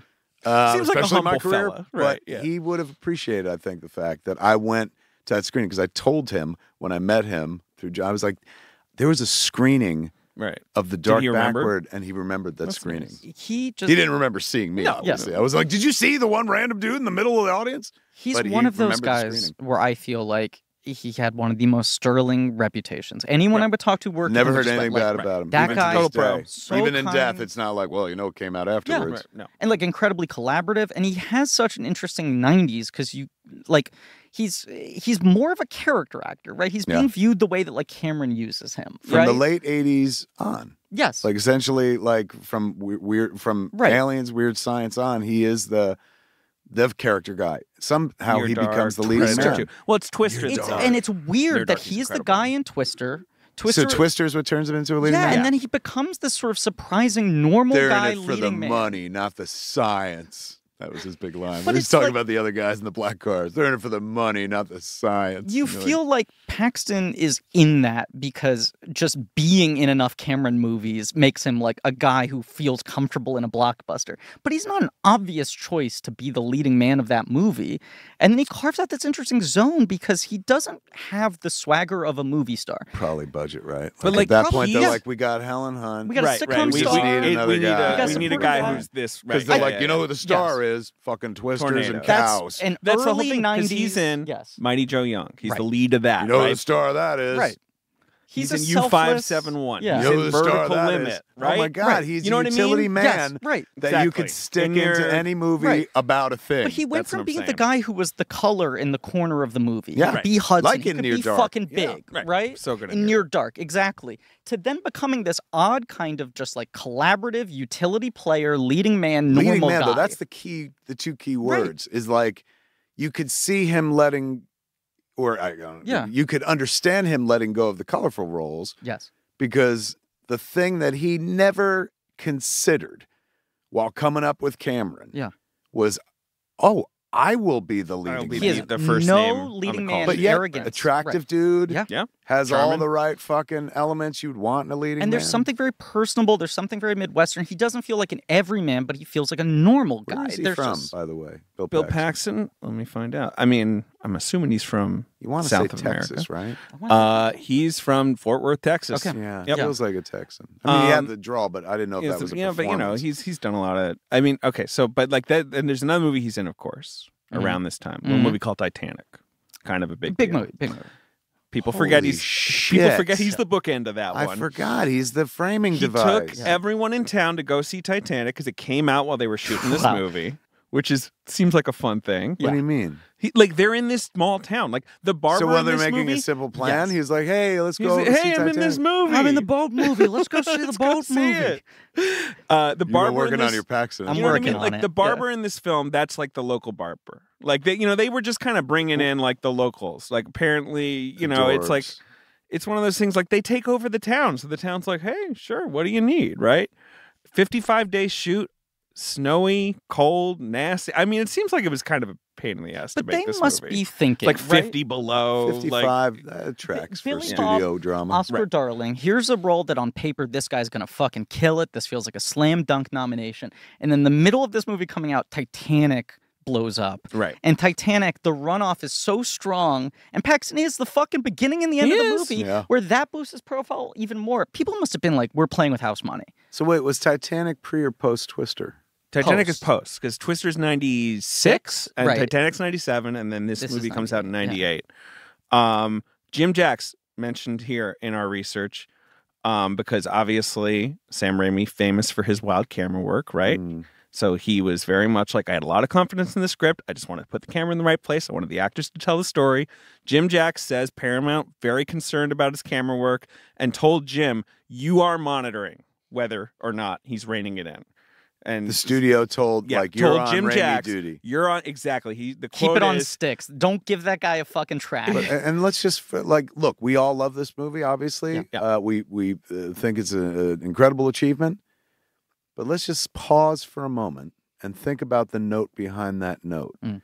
Essentially, a studio, in this instance, Paramount, big studio. is like, you know what Sam Raimi does? Don't let him do that. You Yeah. better not let Yeah. him. Why not the only fuck would you that hire a guy's guy? too cinematic. Yeah, and be like, don't do the thing that you do. Yeah. it is weird that they'd hire him. And like that probably is the, like you're saying, it's the Jim Jacks thing where he's like, I can vouch for this guy, and they're like, you better watch. Yeah, his, I'll ride him. I'll watch ride his him. ass. Right. I'm the fucking Sam whisperer. Because Right. Jack says my biggest job was to sit on set and make sure he didn't do any quote unquote tongue in cheek stuff. Which, by the way, for Hard Target, Sam Raimi was the backup director because the studio was so terrified of John Woo, and they were like, how many fucking birds is he going to put in this thing? Raimi sits behind him, and if he's going too crazy, day 5, we fire Woo, and Raimi takes over. Right. And now Raimi's in a position where they're like, you better not do this fucking crazy Raimi shit. It is funny that they were so against like that any was kind of maximalist. that was very much a thing of my era when I first got into the business. Was we love what you do, now change it, Right. Tone it and down. they don't seem to do that Well, anymore. no. But then again, it's also a different world. Like for example, There's I was so a much money Sundance at stake kid. with these things. Yeah. John Watts Sure. was Yes. a Sundance Yeah, kid, yeah, Yes. right. and then went from one Sundance movie Made a tiny Sundance movie. Right. Kevin straight Bacon. into the Right. fucking mainstream. Well, that's Right. the thing. There's no longer that like Chris Nolan does Insomnia post Memento. It's like, okay, Insomnia, a very similar movie to this, right? You're going to do your Yeah. cold crime movie. quiet. You can have some movie stars. You can have a big-ish budget. Let's see how you do. It's a middle Right. step. And now it's just like, Yeah. hey, you shot Kevin Bacon 3 weeks in a cop car. You want to make $250 million Spider-Man? I mean, and we were And talking what is? about Have you ever this. seen Cop Car? Yeah, it's pretty Cop good. Car's It's a good. wonderful movie, but Yeah. what do you think Kevin Feige saw that said Spider-Man? I don't know, except that like it is like it tonally probably appealed to him, and like this is balancing goofiness and humor with like a little bit of an edge, An edge, right? yeah. Like, Yeah. But apart from that, I mean, and I am such a Kevin Bacon slut that I was just kind of like, Kevin Bacon's having a great time. Right. So maybe there's the kind of thing of like, he got every ounce of juice out of this movie star. But right? I also I feel don't know. like I don't know. I just I feel don't like know. I don't know I've how heard- Feige does that though. How he's like this one. I've I heard mean, that Watts give it is up for incredible in the talent, room. for having an eye. Oh, Yes, absolutely. he's Something very to be good at it. said Right. for seeing the person and being like, oh, I think I can get some he of them. casts a wide net with these movies, right? Where like Chloe Zhao getting Eternals, people were like, where the fuck does that come from? It was like he met with her on Black Widow, and he met with her on that because he saw the writer, and no one else would have made that jump. And it was Right. like, we're not ready to hire you for this, but good meeting will keep you in mind, Right. you know? Yeah. And I think John Watts is probably a wide net. Let's meet with this guy. He made a good calling card movie. We'll keep him in mind. And then everything I've heard is that he just pitched the shit out of that movie. That he was the guy who had Sure. the best take. And even if he didn't have the bona fides, they were like, his enthusiasm, he seems to have And a real let me handle. tell you Feige's something. like, I'm a good backstub. I Right. will. Yeah, he's stop like, this look, from I'll getting be out of hand." Right, right, Jim right. Jacks. I'll They sit on the designed set these and make sure movies. they make Spider-Man. No one can possibly fuck them up too much now. It's unique. I mean, That because is the vibe. we've yeah. been talking a lot in just going through these episodes where it's like, when you zoom out, it is wild that Sam Raimi got hired to make Spider-Man. It is wild because he was coming off of 3 adult dramas, Right. and his genre movies were seen as like a little second class. Niche. They weren't big blockbusters, right. and They people, just didn't hire nerds to make superhero And they movies. don't I mean, hire right? nerds. You could say this. Right. You were. True. if you were too big of yeah. a fan, they would get worried, Yeah. right? And they were like, They didn't want to hire. Like I remember when I went into the studio, I got the Superman gig. Right. You were on Superman in in the the Superman 90s, Superman right. lives, yeah. My first thing to them was like, why don't you hire Mike Carlin, who runs the DC Superman group, all the comics in Right. Superman. He's fucking written every Superman story there Right. is. And it was Basil Iwanek, who's went on to, I think he produced Argo and stuff like that, but he was a studio exec at that point. And he goes, yeah, but he's a comic book guy. Right. They're just like, no. Oh, They you found did people. not want Right. comic book guys Anywhere writing near movies, this which shit. I'm like, it makes no sense. Now Yeah. they fucking cherry pick like fucking And crazy. by the way, like someone on our Reddit was going like, why do they keep on talking about how weird it was that Raimi got hired? Like, look at Tim Burton. Batman was his 3rd movie. He had made Yeah. 2 comedies for Warner Brothers. And it's like, first of all, those 2 comedies were very successful. They both And both for Warner Brothers. overperformed. They were both for Warner Right, Brothers. he was in the He stu- was in the stable. studio Yeah. system. Yeah. They liked him. He had a clear vision. And the other thing was, they wanted so badly to make Batman into a comedy. There were so many years of development Yeah. of like, let's do Ivan Reitman, Bill Murray Batman. Batman was still based around the Adam West A perception. great issue of Starlog from 1983 that has Return of the Jedi on the cover, Yeah. maybe 84. I still have it. But inside, there's an interview with Tom Mankiewicz, script doctor Tom Mankiewicz, who was most famous for, at that point, writing Superman, the Yeah. movie, With Mario Puzo, with Mario Puzo, but largely who himself. mostly got his shit thrown out. Yeah. He gives this interview where he talks about doing a very dark Batman compared to the Adam West thing, and Yeah. they drew. There's an illustration, Mad Magazine type illustration of Batman and Robin, and Adam West and Burt Ward in a closet, and a guy in a armored bat suit slamming the door. Sure. 6 years before Yeah. fucking Batman. Burton, yeah. So I'll never forget this. Because it captured my imagination. He goes, for the Penguin, we're thinking about Peter O'Toole. Yeah. Where you're like, what? That would have been fucking amazing. But he also said, like for Batman Bruce Wayne, we're thinking Bill Murray, but Yeah. not comedic Bill Murray, Sure. Razor's Edge Bill Right. Murray. Razor's so Edge, they were right. trying. They were trying to set skew the it. tone. Yeah, Yeah, like yeah, they're yeah. like it ain't gonna be Right, silly right. like the other Right. Batman. We're gonna go dark. But I mean, the cultural perception of Batman was still very much Adam West. Yeah. Totally. And I blah, think right. Burton gets the job because he's a comedy director and surprises everyone by and playing it more straight But than isn't it people also expect. that it's just like it's not hallowed ground in the same way back No. then? Not that they're not treating it with a lot no, of it's you know, definitely not hollow ground. There were It's like, dollar we got to signs worry on about it. these comic book people Yeah, and shit. We got to keep the there's a audience. All million they're directors thinking who are about like, is like, fuck no, I'm not doing a Batman movie. That's Exactly. ridiculous. Right. and Yeah. think about it. Like I think he winds up with Batman because he makes 2 very successful movies Right. for Warner Brothers. You get pick of the litter. What do you want Right. to do? These are the Glengarry leads and Yeah, shit. yeah. And in it, he recognizes something where he's like, oh, I could play with Batman. Right. He's not my No, he favorite didn't. He thing. didn't care but, like, about it. I in the think way I that- could right, do a yeah, cool dark version of But the this. jobs aren't as competitive in the way at that time. They're not the desired, the No. gold, the brass ring movie jobs, yeah. right? It's not the top. I of the think a lot of mountain. people Yeah, ducking yeah. it. I think you're right. I Absolutely. think a And lot he- of people would be like Batman. And I no think thanks. even with Spider-Man at that point, that's still true. Because Spider-Man's the one that changes it all. Like when that thing Yeah. becomes like the hit upon hits, that's when it's like, But oh shit. This, You're right, though. obviously, I hadn't- X-Men had been the year before, but Right. I still, hadn't it's thought sort of about like, the fact that like nascent. Raimi is not the obvious choice. No. at that not point. really. No, he was like, I was so He's a Brilliant convinced- choice. Brilliant. Who makes the choice? Well, we'll talk about talk it, but about I mean, I don't know who does make the choice. I think it's a combination of Rod and Pascal. Avi right? Rod Yeah. obviously is involved. I Right. mean, Right. Yeah, But fantasy I chill do person. think weirdly it's like I don't think he ever would have gotten hired for Spider-Man if he hadn't made a simple plan. Because they were like, this guy made a grown-up picture. He's got to make us I like, think you're right. you know, like He this- could do it all. right. Speaking of all this, I do want to point out. They couldn't have predicted he would have gone full fucking MGM musical with Spider-Man and was like, I'm going to make this so stylized. And, I mean, like one beat in 3 movies, and the guy's got to carry it like herpes. So the rest Yeah. of it's like, you made Spider-Man dance. It's like, come on. that beat is so good too. It's like fucking that's pure Raimi shit. It is pure Yes. Raimi, but that's the thing. Yes. It's coming out of the box, and people are like, "Whoa, this is Right. so They much." needed Jim Jacks to sit Yeah. on set and Right. tell him not to Right. Raimi that too much. David, I got a simple plan for you. Oh, what's that? Insurance plan. Sure. I mean, look, it's not sexy, but people need them. But in fact, I'm realizing as I say it now, insurance plans often aren't that simple. They get confusing. I don't know how to pick one. It's really hard. There's a lot of companies. Obviously, if someone relies on your financial support, a child, an aging parent, business partner, you need life insurance. Gives you peace of mind if anything happens to you. Yeah. Maybe, you get in a tangle with Gary Cole in a snowy field. Yeah. Your loved ones are going to have a financial cushion for rent or mortgage payments, loans, education costs, all that stuff. But like you say, it can be a little challenging to pick the right policy. And Policy Genius, Sometimes a complicated plan. Policy Genius is your one-stop shop to find the insurance you need at the right price. You click the link in the description or head to policygenius.com, Okay. answer a few questions, All right. and in minutes, you can compare personalized quotes from top companies to find your lowest price. You could save 50% or more on life insurance by comparing quotes with Policy Genius. Well, that would be nice. It would be nice to save that money so you can spend some of that money on your life rather than just tucking it all away for the life insurance policy. Well, they've got a team of licensed experts on hand to help you through the entire process, to help you understand your options and make decisions with confidence. They work for you, not the insurance companies. They don't add on extra fees. They don't sell your info to third parties.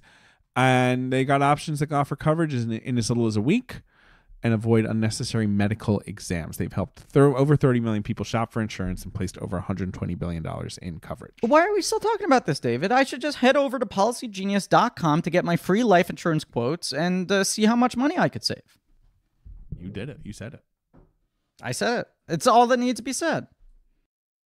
The other thing that's interesting, obviously, the whole weird connection of all this is like, who was on Spider-Man before Raimi is Jim Cameron, right? For years. Right? Yeah, I'll give a good point. Yeah, And Bill Paxton's in this movie, obviously, and he's got this great quote that that our researcher dug up, where when Paxton and Cameron, I guess, are making Terminator. Cameron's like, let's go see Evil Dead 2. I don't know why. No, it must have been late in that because Evil Dead 2 is late 80s, right? 86. But basically, 87? Yeah. Cameron calls up Bill Paxton and is like, have you seen Evil Dead 2 yet? Bill's like, what's It must have Evil been Dead? Aliens. It must have been when they were doing Aliens, sure. Yeah. Bill's like, what's Evil Dead 2? And Cameron says, I'll pick you up in 15 minutes. Click. They go to like a dollar theater. They see Evil Dead 2 at like 5 p.m. Cameron has already seen it, and he's like, watch this movie. They watch the movie, and at the end, he's like, this guy's a hell of a filmmaker. It's not every day you see a movie that starts a new genre. This is the horror cartoon. Like, so Cameron's just blown away by Raimi.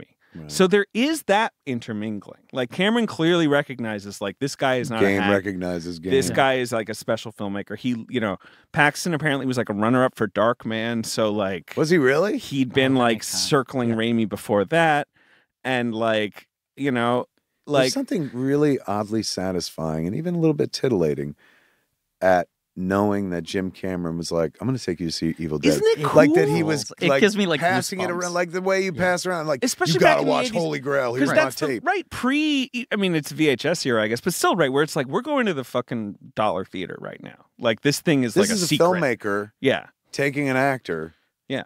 to see somebody else's film. Look at what also- this guy's doing Yeah, with the camera. and you being know? a big fan of it. This is me like a decade plus later having older nerds tell me like you gotta fucking watch Evil Dead 2. And the idea that the person who exposes you to Evil Dead 2 is James Cameron Yeah, rather than the guy at the video store, you know? it's true. my other First favorite time I thing- watched that, it was with the guy that made Titanic. My other because basically because this all the research is just filled with people being like Raimi's great. You know, Paxton being like, I always wanted to work with him because Cameron had turned me on to him, right? You know, Gary Cole basically says, and this is recently says, that's the best movie I've ever been in. Simple. Wow. And I'm barely in it. And it's I still would- my favorite movie in terms of movies I've been in. I would have to give a long, hard think to his career. He's got a long 'cause filmography. he's got a He's been in big a ton of good filmography, but movies. Right. He's got. I mean, he's within fucking 4 films of being absolutely accurate. And, if like, he's not accurate, Isn't that that is a crazy to fantastic think that film. he's like, yeah, like I've been in 50 And he's like, I'm movies. barely in it, and still, it's the greatest. And like fucking that's the flick. best fucking thing I ever. It's an eminently watchable movie, which is why I have been watching it for decades. I saw it at the Beverly Center when it first came out on Sure. a tiny ass screen that this is going to sound gross, but my TV screen at home now is bigger than the one we saw A Simple Plan in the tiniest theater. But once it came out on DVD, it never left rotation. It would be a go to sleep film. You said, I 'Cause mean, it's it's like got- important to your relationship with your wife. Absolutely. It is one of like the 5 movies upon which are like, and we barely knew each other when she got pregnant and married and stuff. So like you learn a lot about a motherfucker when you go to the movies with them. This is how I learned about like, well, this is the person I'm spending the rest of my life with who's having our child. Yeah. You know, the fact that she loved this movie and thought it was brilliant. I was like, all right, well, she's smart. We have the similar taste in film, but it was also a comfort movie. We've seen it 'Cause so does many have a times. You could gentle just put energy it on. as much as it makes you squirm, and you're like, oh, Bill, don't do it. You know, like Yeah. But if you've It's- seen it 100 times, then it's like, You're like, a warm this is blanket coming where you're up, like, right. oh, here comes all the bad decisions. The ambiance of it is weirdly comforting, and the Elfman score is so fucking good, and I And feel also- like unlike anything else in his career. Elfman doing what Sam Raimi, what we're accusing Yes, Sam Raimi yes. of doing here, which is not Not doing being his Sam shit. Raimi. He's doing He's none not of the doing Elfman Danny shit. Elfman. It's that is a such good point. good score. and you know, Everyone's trying to win an award, is what it Yeah, feels but like. not but in a not way in a that gross pisses way. you off. Not Exactly. in a thirsty, No, desperate no, way. a lot of And, like, integrity. But all the Yeah. elements were there where it's just like, this is a grown ass movie and it could probably win awards. and everyone challenging themselves. Yeah. Yeah. one of the best scenes in the movie, right, is I'm sure you guys agree, is that monologue that Thornton does about his high school girlfriend, right? God, just fucking in the car, right? Like a heartbreaking. very incredible, probably his Oscar clip, I guess. Yeah. I don't know what it was, but you know, I don't know. Him at the end of the movie Him at the where end of he the movie is goes, incredible. where he goes like, tell the girl the bear's from me. We do that. Is That really fucking fucks me up. devastating. all that stuff with the yeah. bear actually really Yeah, messes especially with when me. she's like judgy about the bear. She's like, this dirty old thing, and he's like, no, this is the Paxton's bear like, from my this is- childhood. This is She's kind like, of important. oh, okay. Right. But that's like that scene. That's Raimi. Just again, he's not moving the camera around. He's not doing like because on Quick of the Dead, there's a lot of stories of him being like, "Okay, Gene Hackman, I have 8 camera setups I want to do. You're gonna like cock your gun. You're gonna do. You're gonna tip your head." And Hackman's like, "I hate this shit." Is that right? He was That's like, Quick it of the was Dead. death I don't know, by it's where a he's thousand like, I cuts have for him. Yeah. right. Yeah. Whereas Simple Plan, he's like, Raimi's like, I'm leaving the camera running. Thornton improvised that entire speech. fucking That's kidding a me? real story from his life. You're shitting. Yeah, that's from my childhood. That's not in the book. No, Thornton says we were losing the light, and I just kind of told that story kind of at the end of the day. I didn't prep anyone for it, and I didn't like talk about it with anyone afterward. Wow. And like Raimi was just like that was like watching theater for me. Like that was just like, oh shit. What It's a- incredible. What a Isn't what a that great cool? catch. And Yeah. oh god, Could you imagine you're already making a pretty cool movie, and then all of a sudden somebody's like, "Oh, by the way, here." as you said, guys giving a performance of a This is a lifetime good movie. This already. is a good movie. This is like a movie. Could be an A plus though. Could I give you a little? Yeah, right. I think I I'm mean- going to give you something deeply personal, which is going to make this so much more real. Like one of the darkest memories of my yeah. The heartbreaking thing in that scene is like so much of the movie is Paxton reckoning with the fact that everyone thinks he's kind of arrogant, right? That he thinks he's the normal everyman That's an center of this insinuation. story. Right. And that he... Which, by the way, is set up before the movie even begins. Yeah. Like where he's like, last week you said that was an insinuation. And you're like, why are you talking about shit happened before the movie began? Right. Right. But they trust the audience will be able to follow. Right. And it starts where you're just like this weird anti-intellectualism everyone has against this guy. And Went as to the movie goes college. on, his weird areas of elitism are revealed, right? Like you do understand how much he does kind of pity his brother in a gross way. Right. You know, where he does think less of him. Yeah, he does. And he's always told himself, like, well, I don't have to worry about him that much because he had that girlfriend one time. You know, like this weird thing where it's like, I know my brother dated a girl for a month 20 years ago, so I'm never going to question the fact that I've never seen him interact with a woman ever again. And when he makes that comment about like, oh, if I was rich, I could get a girl. And he's like, you had that one girl in high school for a month? And Thornton just unpacks it and goes like, that whole thing was a fucking mirage. Right. And you see the reaction on Paxton's face where he just suddenly, immediately realizes the depths of this man's loneliness, which have never been revealed to him before, and that he never took the time to investigate, to really check in on how is my brother doing emotionally on this level. It tracks with the dad stuff where Absolutely. he finds out the dad killed himself. Where this guy has been living his own life. Caught up in his own story. In his own story. He refuses to believe that anything in his life could have put pressure on his father to a degree that he would have to make a decision and he like can't that. think about darkness, like No. you know, and like then when he's doing this shit, it's just coming out of slips. nowhere. Where you're like, you know, he can't. Right? Yeah. But the speed at which Thornton turns the thing around, and like when Paxton starts pitying him again, but really in an empathetic way for the first time, arguably in the whole movie, that he's like, it actually wasn't that bad. When I saw her in the hallway after that, she'd still say hi to me. Like, he genuinely is like, no, that was a nice relationship. He's a guy that's used to living with so little. Which is kind of what makes that, fucking- The that modicum of final respect. thing. That even a Where he's like, tiny "I should bit just die." is manna in the desert Right. and shit. Yeah, Right. right. You At know, the it's end just when like he's that's, like, that's the best way out of this. There's a nobility to him. Yeah.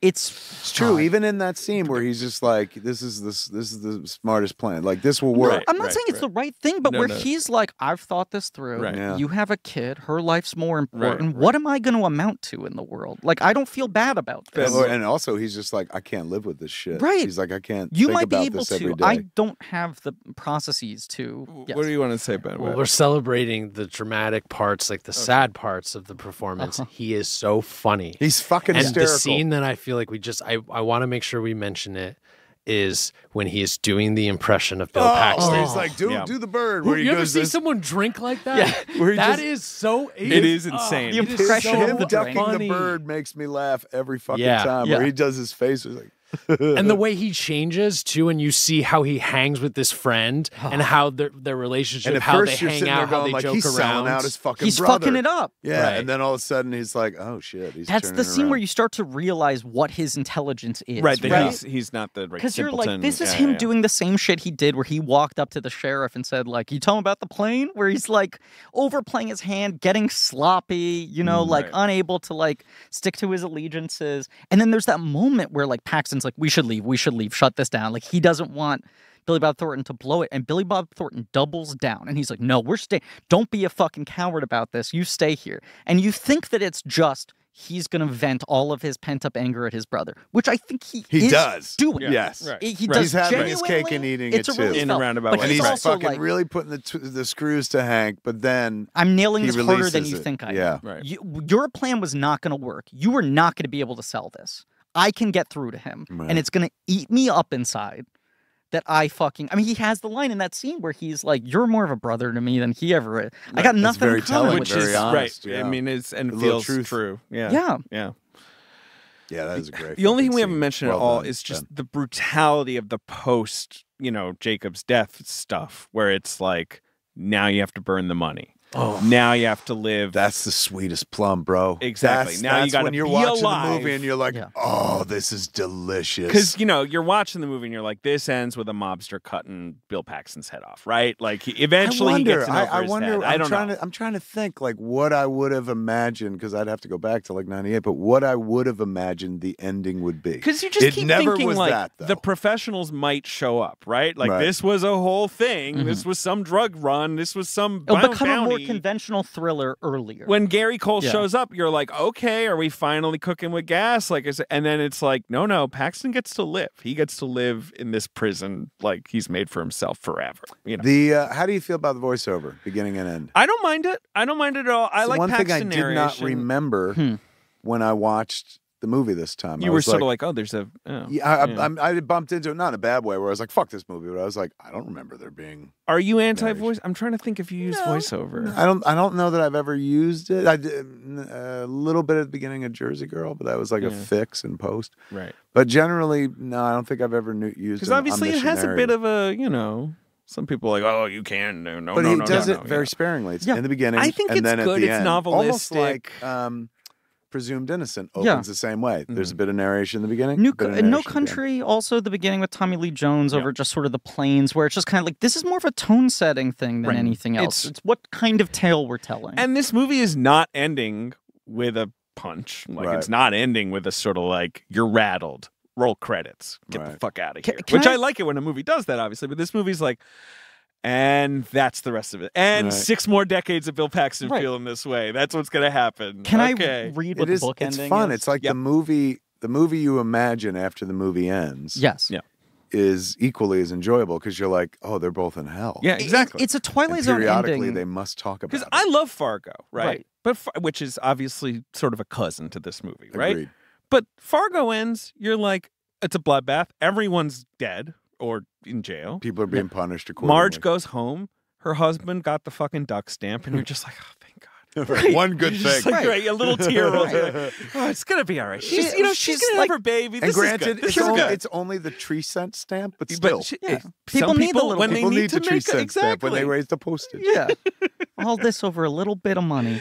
You know, and this, it's just, you're just like, holy shit, this is some like, evil Aesop fable Right. thing where it's like he's just tortured. But Well, anyway, that's the thing. It's like the worst case scenario. In a way, you're expecting that either there will be all this blood, there will be all this suffering, but he will get away with the money at the end. And the question is, was it worth it? Right? Or you're expecting a horrible, tragic ending where Right. everyone Everyone's fucking dead. dies. Right, yeah. Or jail, He like telegraphs, Sure, he right. telegraphs the ending 3 times in the movie. He's like, I'll burn it. I swear to God, I'll burn it. And it Yeah, is He it fucking is burns kind of the most tragic ending, which is he has to sit there and watch the money burn. He has to stand there and watch it burn and recognize this was truly for nothing. Yeah. My brother All is these dead. people are dead, There's including blood on my my hands. brother. I will never get over this. I've seen my wife change. I we know have how a she child. feels about me We're and just gonna our be life. these ghosts who raise a child. Right. Yes. This is how the Oh, book that's ends. fucked up. Okay, so like same basic run of events. As you said, Jacob dies earlier. Jacob dies Yeah. earlier. I think the book, the husband-wife relationship is more prominent than the brother relationship, and I think probably largely because of Billy Bob, they shift the focus, right? Wisely. Very much so. Jacob dies earlier. Things proceed fairly similarly. When the FBI tells him that all the bills were marked. we had 20 agents writing bills down. Right. He realizes that he already spent one of the bills at a convenience store. I'm just going to read this from the Wikipedia, Oh, okay? shit. Sarah tells Hank, that she has already spent one of the bills Right. at a convenience store. He goes there to steal it back. In a fight with the cashier, Hank kills the man with a machete. When an elderly woman demands to be let into the store, he kills her as well. Hank flees with the bill and is never suspected. Hank goes home and burns the money over Sarah's protest. In the epilogue, Sarah has a baby boy whom they name Jacob. A few weeks after the birth, their daughter nearly drowns in a wading pool and suffers permanent brain damage. Right. That's Hank the thing. and And he's Sarah like, "This is accept my this as a punishment." punishment for their Right. crimes. Hank narrates that he pictures his brother Jacob from time to time, but only because his memory makes him feel more human. So the ending is much more Much bleak in the book. bleaker and nastier. And this just leaves you with the note of, as you said, what do they fucking do with themselves? That little girl, their daughter. Yes. it's too much. You can't do it. I mean, Yeah. she's not real, so we could Right. She is breathe not a sigh of relief. But she She drowns in his in brain a kiddie pool damage. and his brain damage. Is brain dead. Yeah. And Not dead, they're I like, think, the but- Lord sure, did this whatever. to us. Yeah, this is the punishment for what we did. That's one thing that seems to be missing in this movie. It's very Midwestern, but there's not a lot of reference to God. Yeah, and there's faith no and like religion. But it does higher morality. But there's a morality. biblical. It's a real obviously morality. It's Yeah, more. yeah. It's more subterranean. that is Yeah. a dark Dark. fucking ending. And Kills him with two a more- machete. 2 more bodies. Yes. 2 more bodies and another crime scene. He mysteriously, Right. like, the sheriff's just like, I don't know, people just are dying this year. What can I, mean, say? It takes a gifted author to make all because you to could pair put it that through out. a comedic fucking Yes. like filter, and this is Penn and Teller get killed or Absolutely. something like 100%. that. You know, it's just a series, We- which I think is also George Warhill. We have to play the box office Okay. game, Griffin, Yes. because we're wrapping up here. Yes. But this is a very interesting box office Kevin, game. this Explain is the the box same office thing game I to Kevin. do. My father and I bonded as a child because my brother liked sports and I did not. And he would read the sports scores with my brother in the paper every day. And then once a Stats. week, I had my Movie stats. Yeah. Nice. Monday morning, open up the business section of the New York Times, look at the top 10. Because of this, because it's the backbone of my emotional relationship with my father, I have a weird memory He for box knows office a lot of charts. box office, so we're gonna try and guess the top yeah. 5. There was a guy who's now recently a listener of our show who programmed a Wordle-style game where Yep, every day you you can have play to it guess every the day. top 5. Of a random Inspired by our week. podcast. It's a really good game. Box office .me. Okay, but top 5 for this movie. So this this movie mov- never got like a hyper wide release. No, right? it came out. So this movie came out December 11th, 98. Okay. A real, limited release. Yeah. And pushing for Oscar. Pushing for Oscar, Yeah. real award This was an season awards release. Yeah. It made $16 million, which was about its budget. Mm. So Opening weekend 16? No. Total. Total. So not great. Right, and it gets screenplay and Thornton. It got 2 nominations, Yeah. which it lost. So whatever. So they were hoping for the Oscar steam will They'll push get this us to to 50, 35, yeah. 40. Yeah, Right, exactly. Right, it'll play for months. And it's weird because it got good reviews, it got Oscar nominations, but it never just quite whatever. Yeah. Like it's the year of so you got Saving Private Ryan, Thin Red Line, Right. Life is Beautiful is kind of a phenomenon, right? There's a lot of Shakespeare's Is other this Love, the year that obviously. he climbs across the chairs Benini. and shit? Yep. Benini? Yeah. Sam Raimi would not have done that. Not at all. All right. So number 1 at the box Hey, office, buddy, though, excuse me, Griff. buddy, I'm stepping on your chair. Oh, buddy, why'd you have to step buddy, on me, buddy? buddy, I got buddy, my come new on. tux on, buddy. Stepping.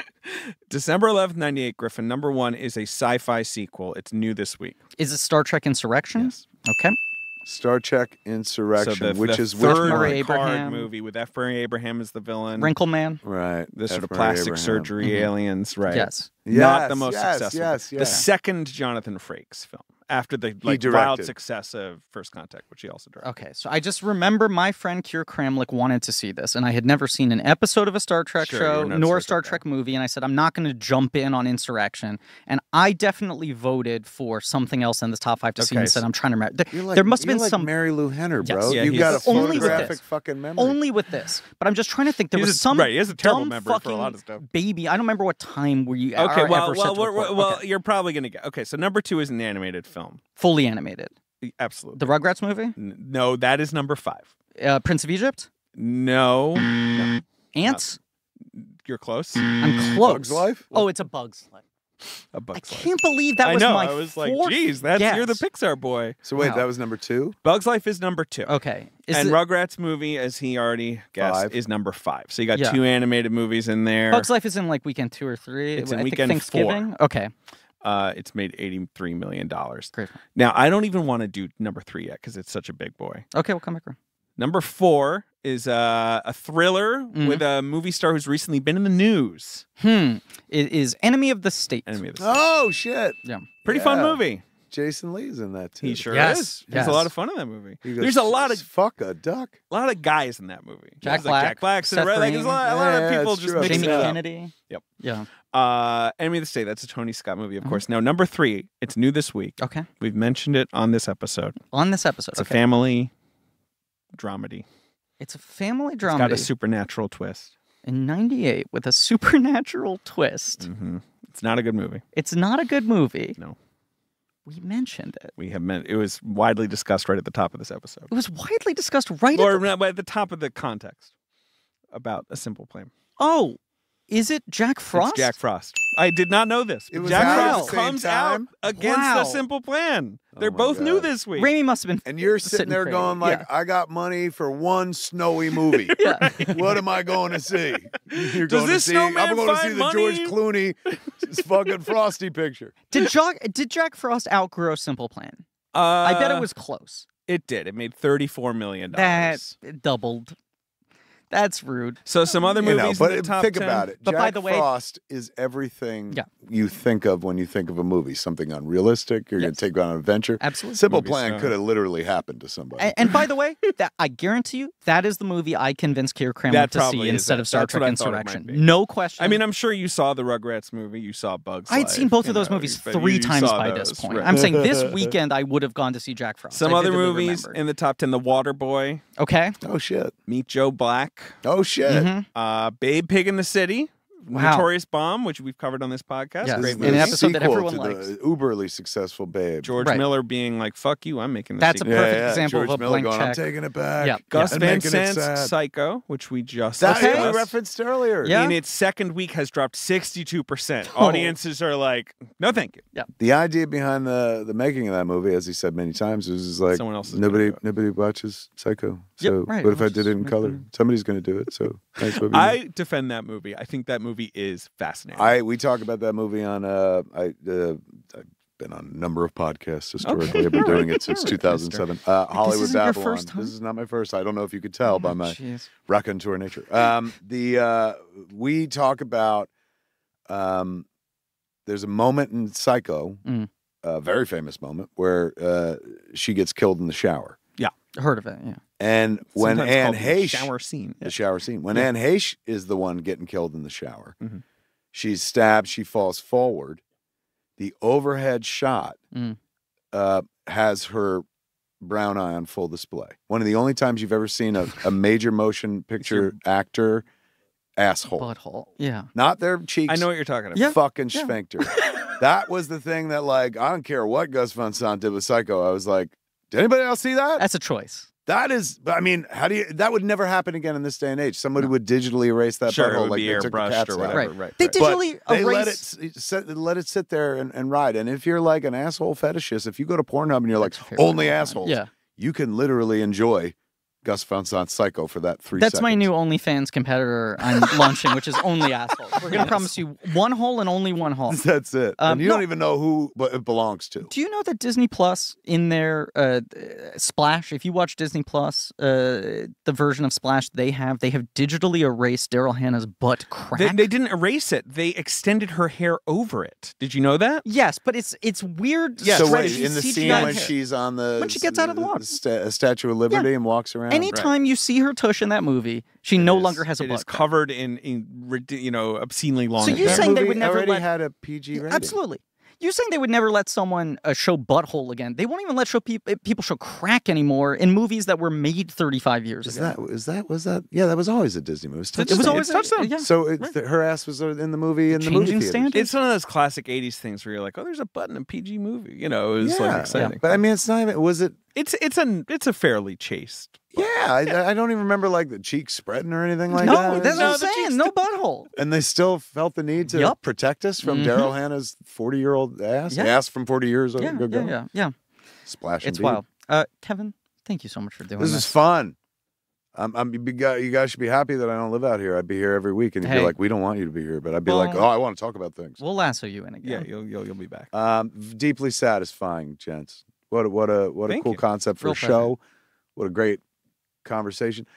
You know, I remember on my way over, I was just like, "We're going to talk about film," and I was so fucking delighted to talk about film. That's right, sir. And I mean, look, we have two great researchers who work for our show and dig up a lot of incredible stuff. But the Jim Jacks context, I think, was incredibly important. And we would not have I gotten came loaded otherwise. for bear. I had a Yeah. thing, Mhm. so I was happy. Aside from like wanting to talk about this movie because I feel like this it. is his masterwork. Yeah. And I'm Sam Raimi is a brilliant director. He's done many brilliant movies, but this movie, even though it doesn't look a fucking thing like a Sam Raimi movie, is an absolute fucking masterwork. I wonder how he feels about it. I do too. I You know wonder, what I'm saying? 'cause I it's wonder not if like he's he ever complicated. Because like when he did Drag Me to Hell, it's like, oh, he's doing kind of an Evil Dead kind of Yeah, thing. But like yeah, he's yeah. never done something like this again. I've always No. wondered. Yeah. He's had there's a could couple be his things. Jersey Girl, where he's like, I tried a thing, Right. and I got Yeah. fucking spanked, and I Right. will never go back. He's there. like signed up for a couple things in the last 10 or 15 years that didn't come to fruition that were closer to this. Yeah, that's true. Like- but they never. He was going to remake a Prophet, the French movie that won. the Oh, prison yeah, drama. Yeah. That's right. right. Yeah. And I think there was like one or two other dramas that he attached himself Yeah. to Yeah, at some so, point. you He'd know. find a hot blacklist script. And, I don't yeah. know, man. I've seen the trailers. Multiverse of Madness looks like it's a rerun of A Simple Plan, to be honest. Yeah, with that's It's true. You're very actually right. You're actually right.